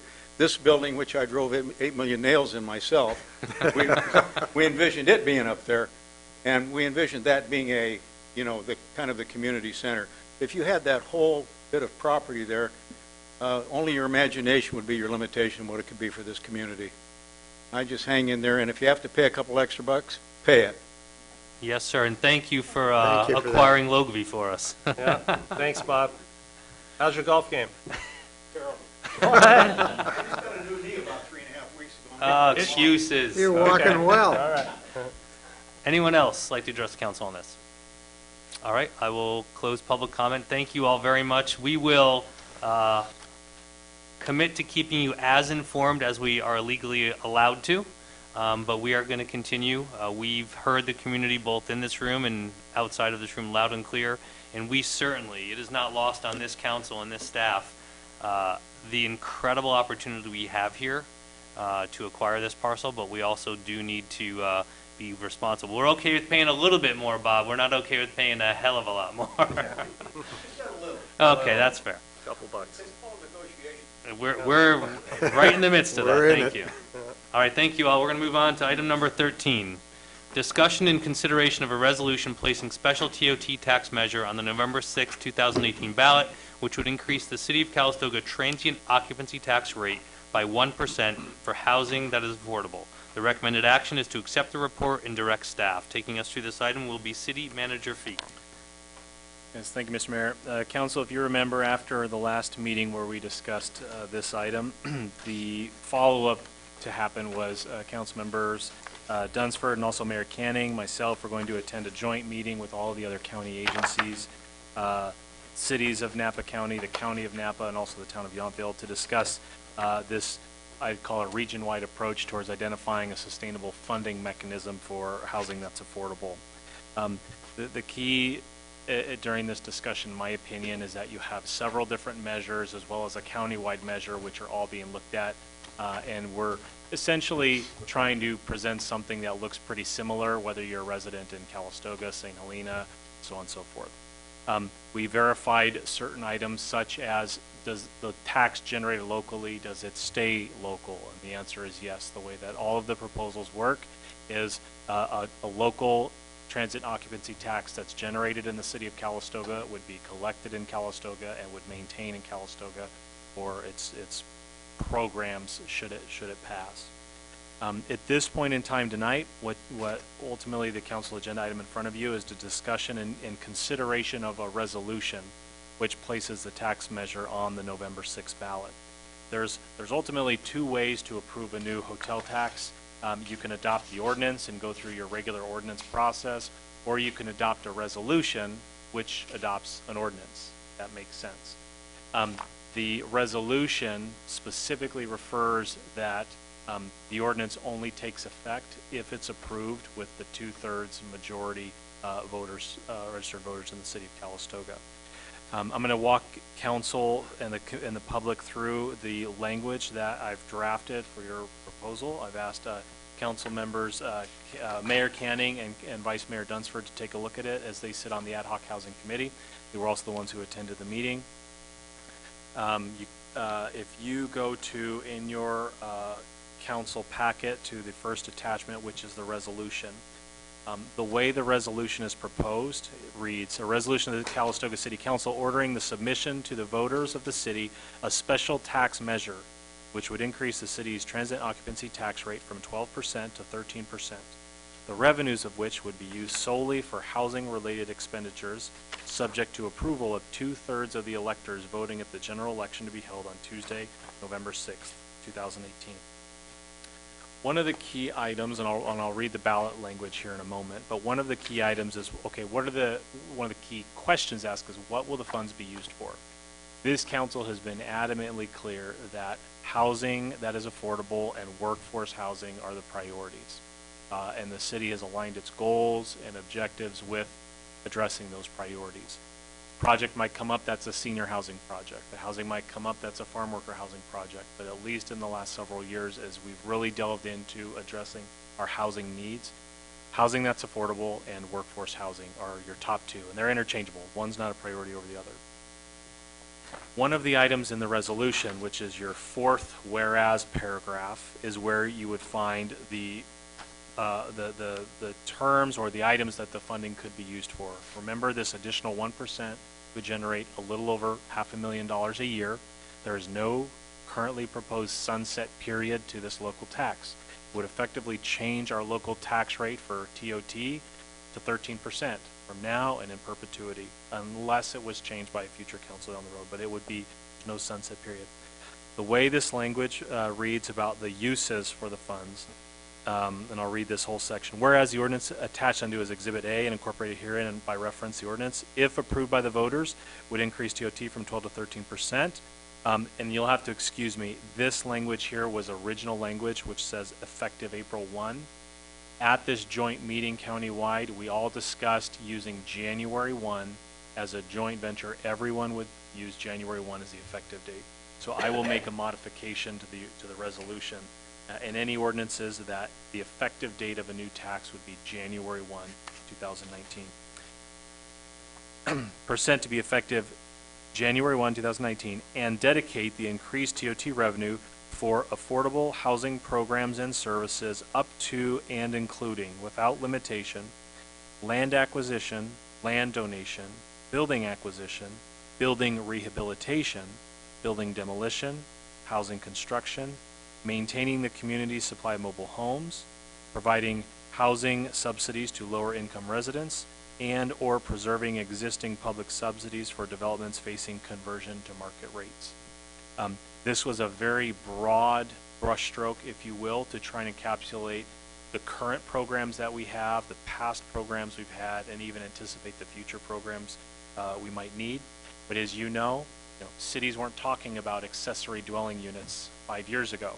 So the needs change and evolve. And so trying to leave language in here that is enough that gives this council and future councils the ability to address housing needs down the road, I think was really important. We've actually provided a lot of the draft language for the other cities and town and county to review, and we're trying to make language look very similar. But those are the identified uses as we see them now. If you go to the next page of the resolution, the ballot question, which would be on the November 6th ballot, would read, we would identify the measure and the letter number. I'm not certain yet. We'll get that issued us by the county, but it'll be some measure. Approval of increase to the transit occupancy tax. And the ballot language reads, to help increase, improve, and preserve the city's affordable housing stock, shall an ordinance be adopted to increase the city of Calistoga's existing transit occupancy tax, parentheses, a bed tax paid when overnight visitors rent a room, from 12% to 13%, with no sunset date, and estimated to generate $512,325 annually in tax revenue. Yes or no? In addition to this attachment, there's a second attachment which shows the ordinance. The ordinance is simply the ordinance amendment which would take effect, which changes the numbers from 12% to 13%, and make sure to clarify the uses that could be the uses that are listed that I read a moment ago: land acquisition, land donation, so on and so forth.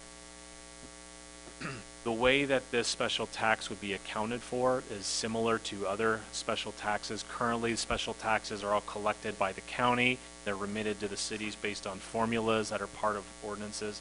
The way the city does it is essentially when it receives the payment from a hotel operator, it takes that 1% and earmarks it towards a specific housing fund. And that money has to be accounted for, it has to be audited, and it can only be expended on the specific reasons outlined under the ordinance. And you have to report on that annually. So that money comes as the same payment as everyone else, and of the 13% we would collect, 12% continues going to the general fund, 1% goes into a special housing fund that is specific accounting for that money. There continues to be ongoing discussions at the county-wide about how cities are going to be approaching this.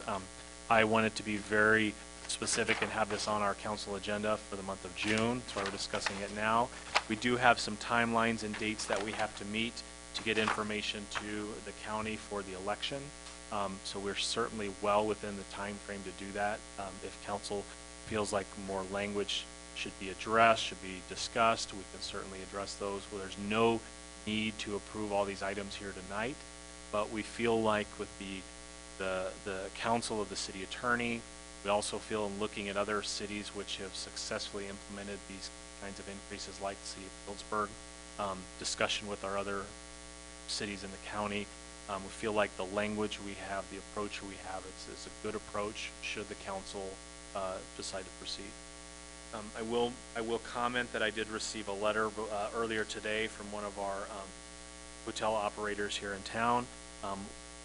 We've provided that letter to the city council, and anyone who would like to see it, certainly more than welcome to. I will just reference in the letter, which does have the proprietor Roman Spa Resort listed on there, that the current language does allow for items like community supply of mobile homes, housing for groups such as seniors, and the concern was if workforce housing is what this is needed for, should we be providing the funding, should we not be committing that funding to specific workforce housing? My response to that person at the time, and my response to anyone who would ask now, is housing needs change over time. Seniors need housing too. We've spent a lot of money, we've received a lot of grants from federal government for things like promoting our mobile home parks. What happens when those grants dry up? Or accessory dwelling units, or whatever the next item is. So the needs change.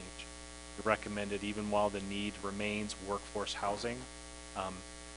6 years from now, or 16 years from now, when everyone's a little older, the need might be, we've addressed workforce housing, and now we need to address senior housing. So we wanted to make sure the language is broad enough to give this council, future councils, the discretion and ability to adapt to the changing needs, which will certainly take place. At this point, that concludes my presentation. I'd be happy to answer any questions and certainly take direction from council. Thank you, Dylan. Council members, questions? I have had some conversations with people about town on this particular proposal being a special tax devoted exclusively towards affordable housing. And the question was asked of me, wouldn't it be better to make this a general fund increase and just spend that money from the general fund on affordable housing? So how should I answer that question? There are two different types of tax measures in this case: general tax and special tax. The general tax, or general purpose tax, there's no defined purpose for the money, and the voter threshold is simple majority, 50% plus one. That money goes directly into the general fund, and there's no obligation, there's no commitment. You could even adopt a statement saying, yeah, but this is what we're going to use it for. But essentially, it's non-binding, and any council can appropriate that just the way you do any other general fund dollar. A special revenue tax has a higher threshold. You actually say, this is the purpose of the tax, this is what we're asking to collect it for, what we'll use it for, and it requires a higher voter threshold of 2/3 majority. Some cities use the general tax because it's easier to get them passed. Other cities which pursue special revenue taxes can still get them passed, but it requires greater support. One of the additional, so that's the main difference. One of the additional items which we're aware of right now is there's currently a ballot measure that's been circulating for signatures called the Tax Fairness and Transparency and Accountability Act. Should this measure get on the ballot, it essentially changes the voter threshold for everything, general taxes and special revenue tax. And it will be retroactive to January 1, 2018. So even though we decided long ago we wanted to pursue a special revenue tax and be fully accountable and transparent for what it was for, now there's language actually circulating statewide, and I believe if it's on the ballot, it will pass. And it just requires a 2/3 majority for everything, every new tax. But it also requires a list of other things which will make new tax measures much more difficult, not impossible, but difficult. But that's the short answer in a very, that's the long answer to a short question. And the short answer, when you talk to the hotel industry tourism industry, which are constituents of ours, when TOT started some 40-plus years ago, in some cases, and sometimes longer, there were all sorts of commitments and promises made as to what that TOT would be used for. And over the years, this city not excluded, cities have grabbed at all the TOT and thrown it into general fund. So the concern was, if you don't specialize this tax for the sole purpose of housing, which is our, our greatest need today and probably will be for decades to come, it does become subject to, well, let's go repair some roads with it, type of thing. And that's, history would be repeating itself as it has over 40 years. I think you have to also just acknowledge that we do have a very serious workforce housing issue that's going to be significantly worse in the near future when you consider a couple hundred new employees at the Calistoga Hills Resort, a couple hundred employees at the Four Seasons Resort. We don't know what's going to happen at the Veranda project on the glider port, but if that ever does come to fruition, that's another couple hundred employees. Where do these people live? And that's our engine that lays the golden egg. We depend on our TOT. We have to think about this as a business. We have to have good employees that operate our businesses very well. The guests and the visitors that come to Calistoga, they have an expectation of a high level of service. And so I think this is being very proactive. In fact, we're a little late, and I wish this would have happened, several years ago. But for us, the council, to show that we are earmarking this percentage of these dollars to help solve this problem is, I think, good of us, because councils will change going forward. I mean, right now, I think we all kind of understand the problem we have, but that can change in a single election, where you have other, different minds that perhaps see things differently, and the can just gets kicked down the road and money gets spent in other areas. What happens if, after the other jurisdictions consider this, some of them decide not to buy in on it? Then what kind of a position does that put us in? When we've had that discussion, and there may be a jurisdiction that does not participate in this, and that's fine, because this is return to source funding. It has no impact on us. Where we need the jurisdictional support, or I should say the multi-jurisdictional support, is every jurisdiction has to adopt it, or has to adopt their own. We were originally going to go at this on our own if the county was going to catch up.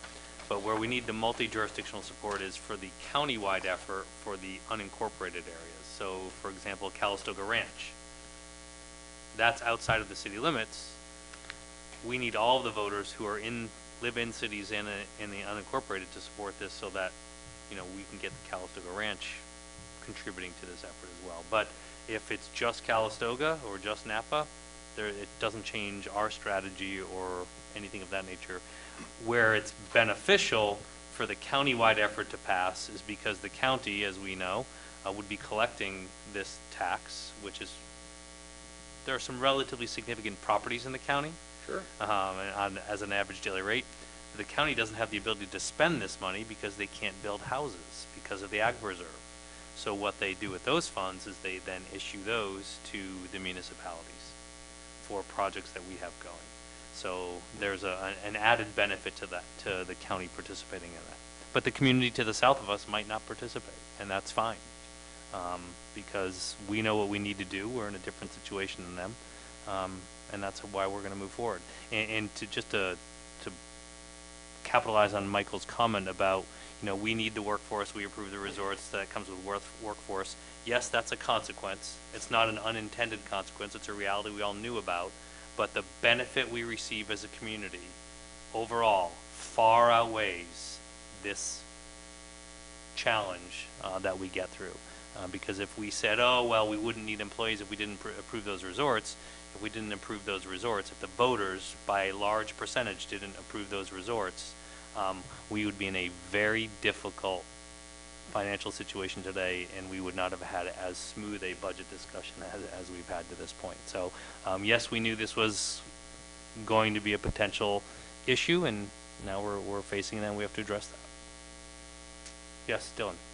Just one comment that I didn't really speak to is one of the issues about housing funding is a majority of the funding, all of the funding right now for housing is coming through whether it's state appropriations, federal dollars, and it all comes with specific strings attached to certain types of housing. We're going to call it farm worker housing.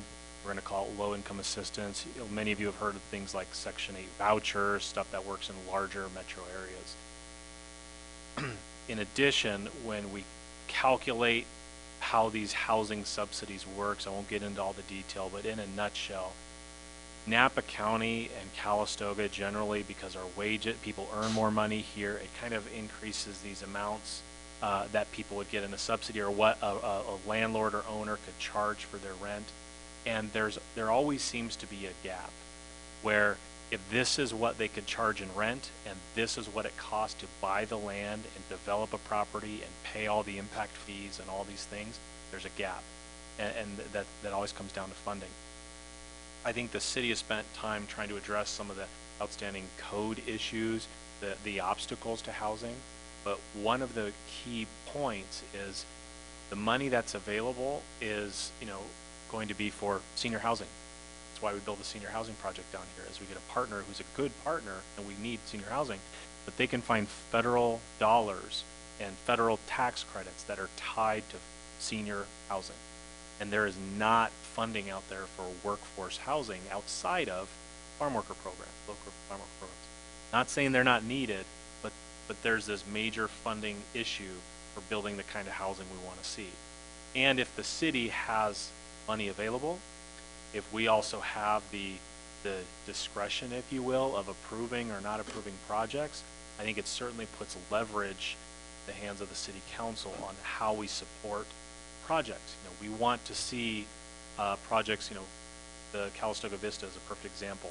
Infill development, 50-unit housing that's close to downtown, that is sustainable, cycles water, so on and so forth, all those things, all the goals of the council.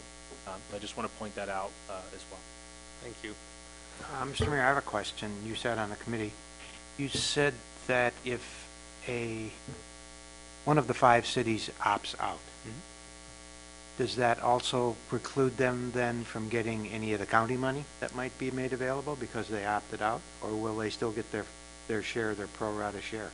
So the share, we're not assigned a share. It's basically shovel-ready projects as they come along.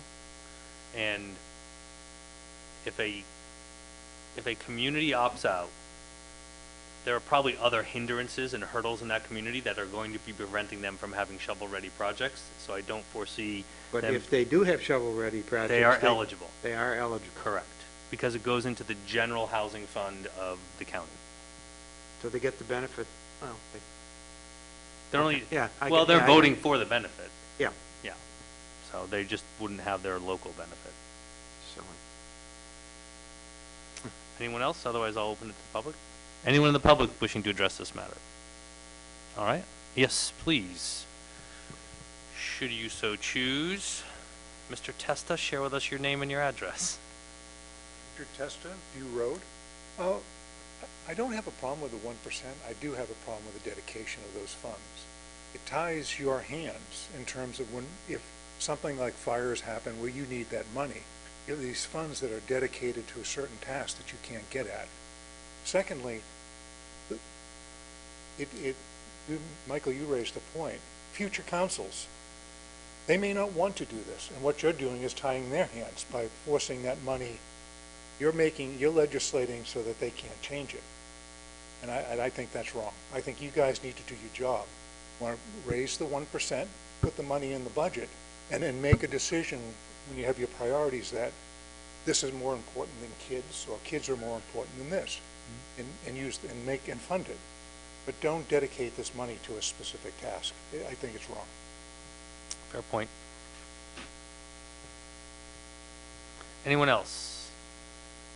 All right, I'll close public comment. Council, we have to give direction. I did want to address something in Mrs. Quast's letter because I did meet with her as well before the meeting. The question was around why don't we specifically call out workforce in the ordinance and the ballot measure? And the reality is, and you'll correct me if I'm wrong, Dylan, there isn't, we all refer to it as workforce. There isn't an official definition in the state of California housing terms that qualifies what workforce means. So that is the reason. So she also, brings up a good point. Should there be a sunset or should there be a review period? But as you had mentioned, there is the ability of future councils to cease this tax. So you'd shut it off, not repurpose it, but you could stop it. A ballot initiative can also do that as well. So then I guess we could use the same argument for Mr. Testa's comments. The future council could say, we don't like that. We're going to rescind the 1% that is dedicated, and then the next council meeting, they put it back on as undedicated. Is that correct? They'd have to go through the ballot Yeah, measure. but that is the way it could be done. Correct. I think that would address your comment, Mr. Testa, partially. Well, you could.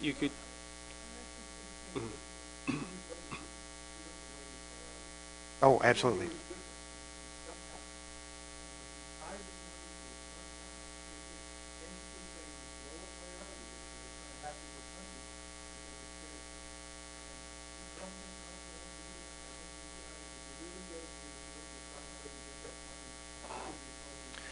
The other thing this does allow us to do, though, by doing a special tax, is it allows us to bond against its future earnings so that we could start building sooner. So if you do have a special dedicated tax, you could. That's an option. Well, it's an option that is out there because you could bond against it if you wanted to kickstart some projects. But your point's made.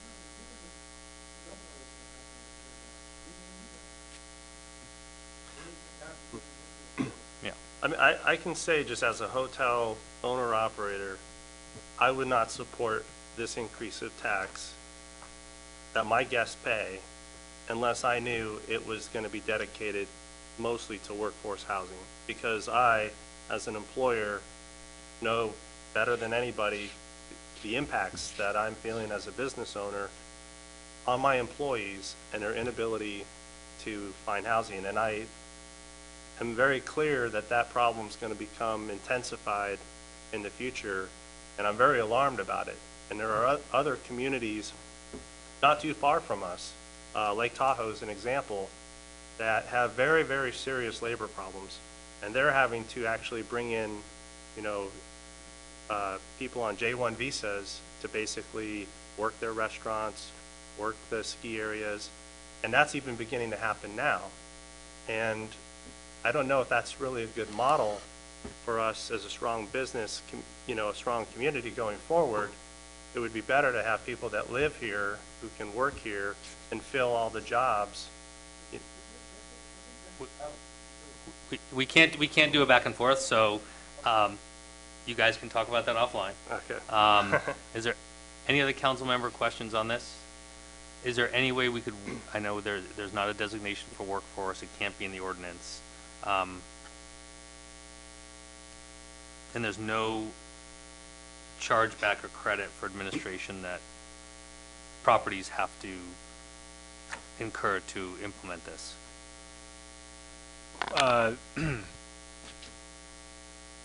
Can you repeat the question about chargeback? So if I'm a lodging property and 98, if not 100% of my transactions are done on a credit card, which means I'm collecting my TOT on the credit card, and for every $100 of TOT that I collect that I'm giving to the city or just passing through to the city, I, as the hotelier, am stuck with a $4 fee to do that.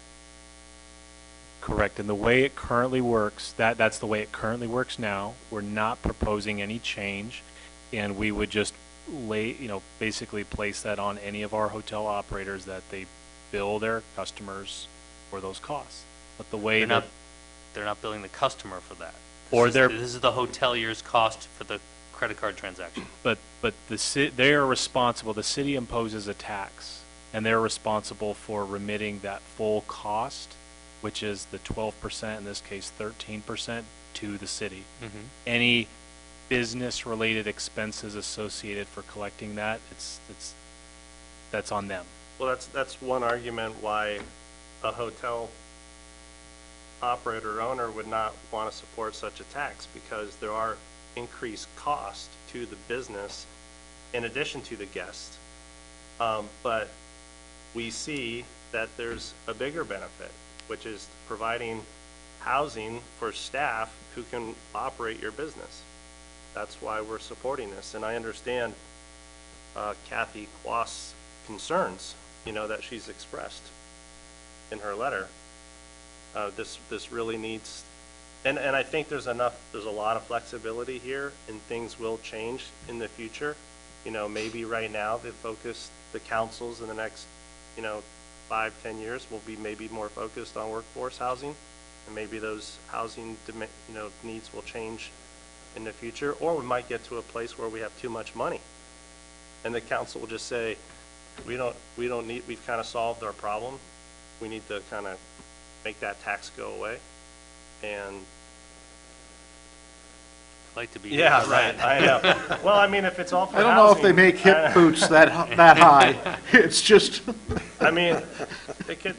Dylan did say that in our meeting with all the other cities. We have too much money. One of the considerations we did make in all candor was, what about a 2%? And 2% is a little over $1 million a year. And it's a lot of money. And what other impacts are associated with that? Is that too much money? When you look at projects and what some of the funding gaps are, in a lot of ways, I think it was a larger request from our hotel operators. It certainly moved us from a 12% up. And remember, we're talking 12% city tax, but there's also the T-bid, which is the 2% countywide tourism business improvement district, which is additional. So our overall tax rate on the hotel tax side is already moving up there. So to go from 1 to 2. Anyway, point of all this, we were looking at a lot of options, and this amount of money, $500,000 a year, at the rate we want to build housing and make sure that we're providing enough water, wastewater, and doing appropriate environmental impact reviews, so on and so forth, just felt like that was a good number and a good request to make at the right time. And $500,000 is not, $500,000 doesn't buy you a lot of units. What $500,000 gets you is the land to do the partnerships that we've been successful with private developers who will build that housing that you need, or you use that to fund the gaps, et cetera. But if we were to become the builders as the city, we're not going to build very much at $500,000 a year. It's more how you parlay that into the other funds available. and as far as people putting rooms on their credit card and it costing the proprietor money, a royalty to the credit card company, he's paying that royalty anyway when someone uses the card, even if there wasn't TOT on the bill. So I think that's but a cost. he's paying royalty on money he or she gets to keep. This is royalty on money he or she has to give to us. It's the business expense. I understand. I just needed to make the point. All right, any other modifications, council requests? All right, bring it back to us. That's what you need us to bring this back for. So tonight on the agenda, the way this reads, you actually have a resolution in front of you. You have the ordinance, and then you have the staff report, which is the first staff report. If there's are further things to discuss, if you want to consider it, if you want to, spend more time, we can. If you feel ready to approve the language as it is now, it is prepared, a resolution and ordinance. Once the council approves the resolution and approves the ordinance, then staff has things that we have to do. I've got a list here of all of our follow-up items, and let me just read some of them to you. We'll have to provide all this draft language to the county, letting them know that it's been approved, resolution number, proposed language, ballot language. Election notices have to be prepared no later than August 3rd. We have to do that in both English and Spanish. The city attorney prepares an impartial, what we call an impartial analysis. That's a legal term. That's due on August 10th, and that's provided to the city clerk. Arguments for and against the proposal need to be provided to the municipal clerks by Friday, August 17th. Any rebuttals to those are provided the following week. And then we have a lot of other follow-up documentation to get to the county to administer the election program. So at least from, I'll call it early August until mid-September, there's a lot of work that has to go on staff side to make sure all the documents are ready. And even up to that point, we want to be done well in advance. So if you feel comfortable with the language it is now, I would recommend that we consider and approve tonight. If you don't feel comfortable, want some more time to think on it, we still have plenty of time to prepare all the documents needed. Even though there's not an official designation by the state of California for workforce, could we include the phrase workforce in here? I think it would be a very easy, yes, absolutely. I think you could easily throw it in here under, something to the effect of addressing workforce housing needs. You could put it right there on the front page of the resolution, and I don't think it's a concern. Well, you can even put it in the body of all the other needs you list. Exactly. Okay. So I don't think if your direction, and I would, if we can clarify the language now, if it's address workforce housing needs, if you want me to draft some language, we bring it back on June 19th, that's also fine.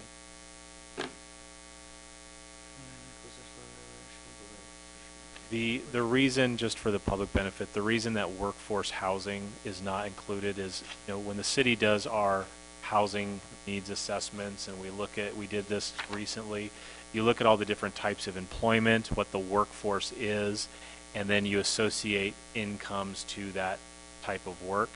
So we know that our needs are in restaurants, hotels, vineyards.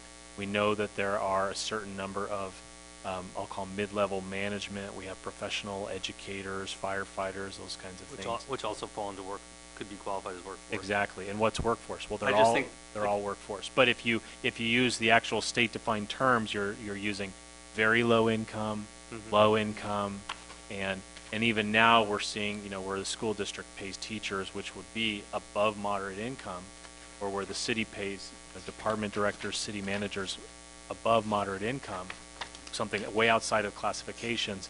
What's your workforce? Well, we need all those positions here in Calistoga. I would suggest, since this was kind of the original intent of it, or a driving intent to it, if we can include workforce housing somewhere in that language. Not exclude anything else, but you see where you have a list of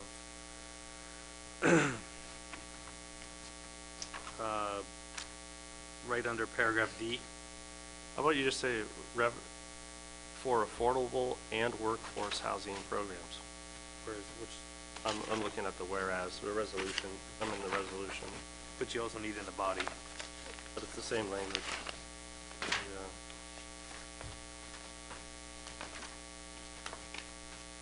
Yeah. So under the fourth whereas. Yeah.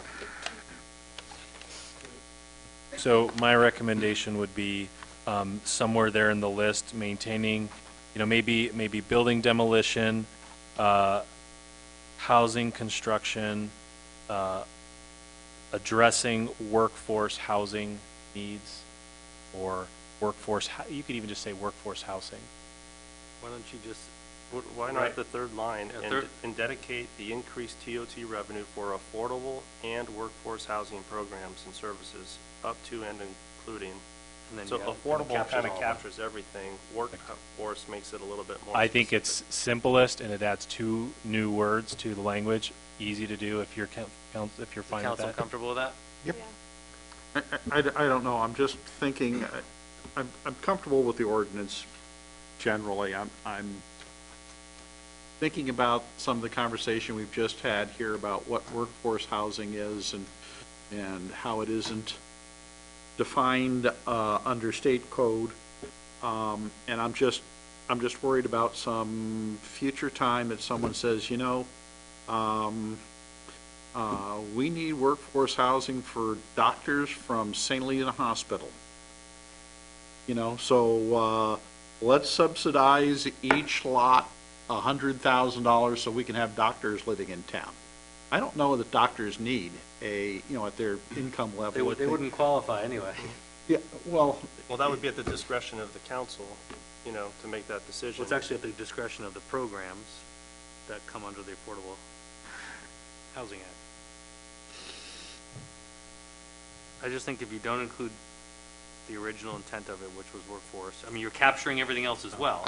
The funds would be public funds from the city of Calistoga. The city will always, 100% of the time, maintain control of those funds. You will always have the discretion on whether to approve or not approve use of those funds. Yeah, each project's going to come before the council, so it's not like it's being rubber stamped over at City Hall.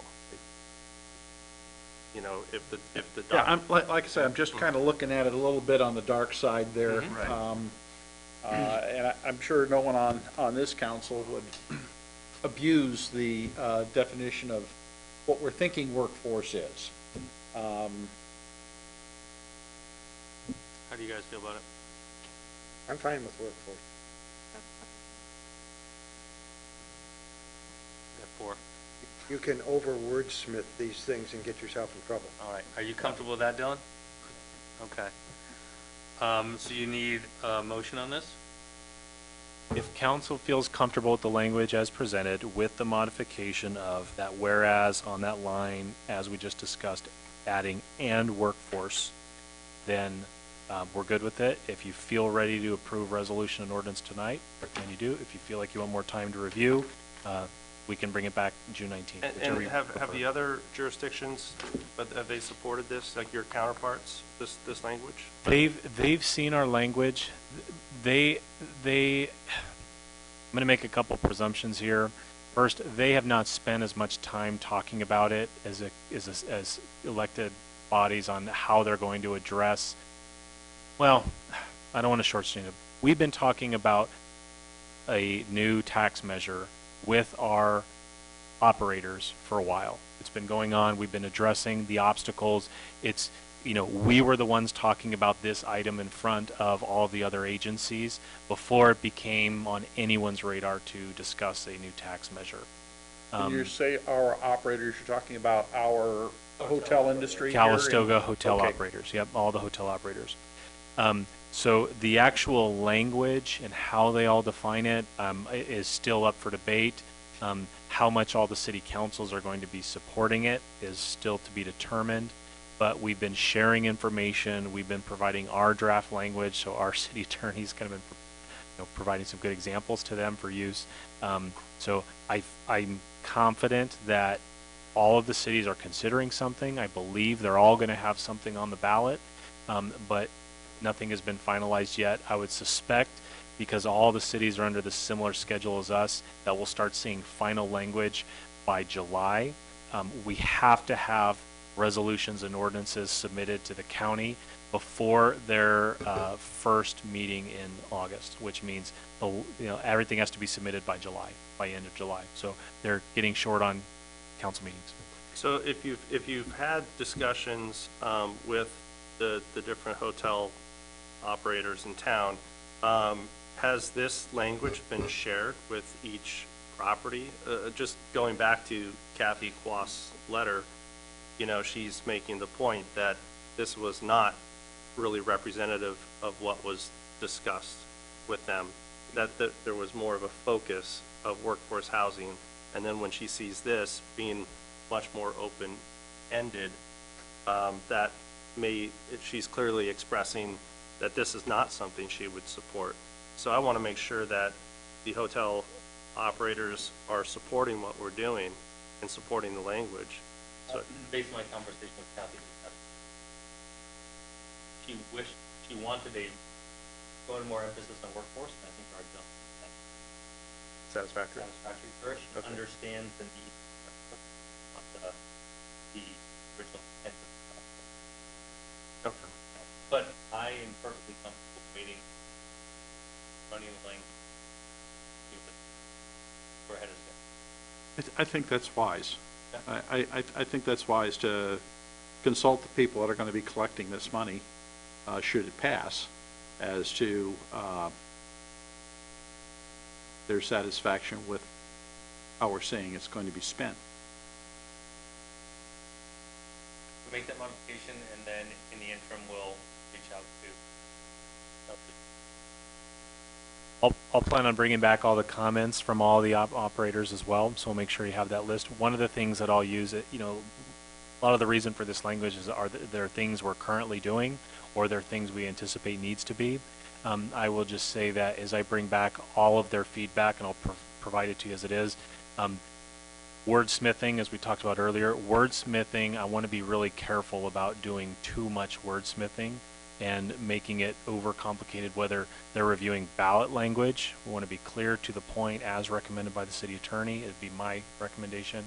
And in some of these uses, let's try and make it the least confusing, but address what the original intent was, which I think is appropriate here. So I'll bring full feedback back to the city council. Be interesting to know how other cities also are. Some of the other cities are looking at our language as the model. Okay. And out of the 5, I don't think it's telling tales out of the school. Out of the 5 municipalities, excluding the county, 3 of them are solidly behind this. 2 of them are lukewarm. One would be American Canyon. I didn't say that. So we'll bring that language back. The other thing to bear in mind is, if you bring this straight just to the lodging community, they're going to want it crafted so it's just workforce in the lodging industry. And I've made very clear that's not how this works. These are public affordable housing funds that need to be available. So, all right. Anything else on that? All right. We will adjourn as requested by Council Member Barnes in memory of Arnold Underland. Thank you.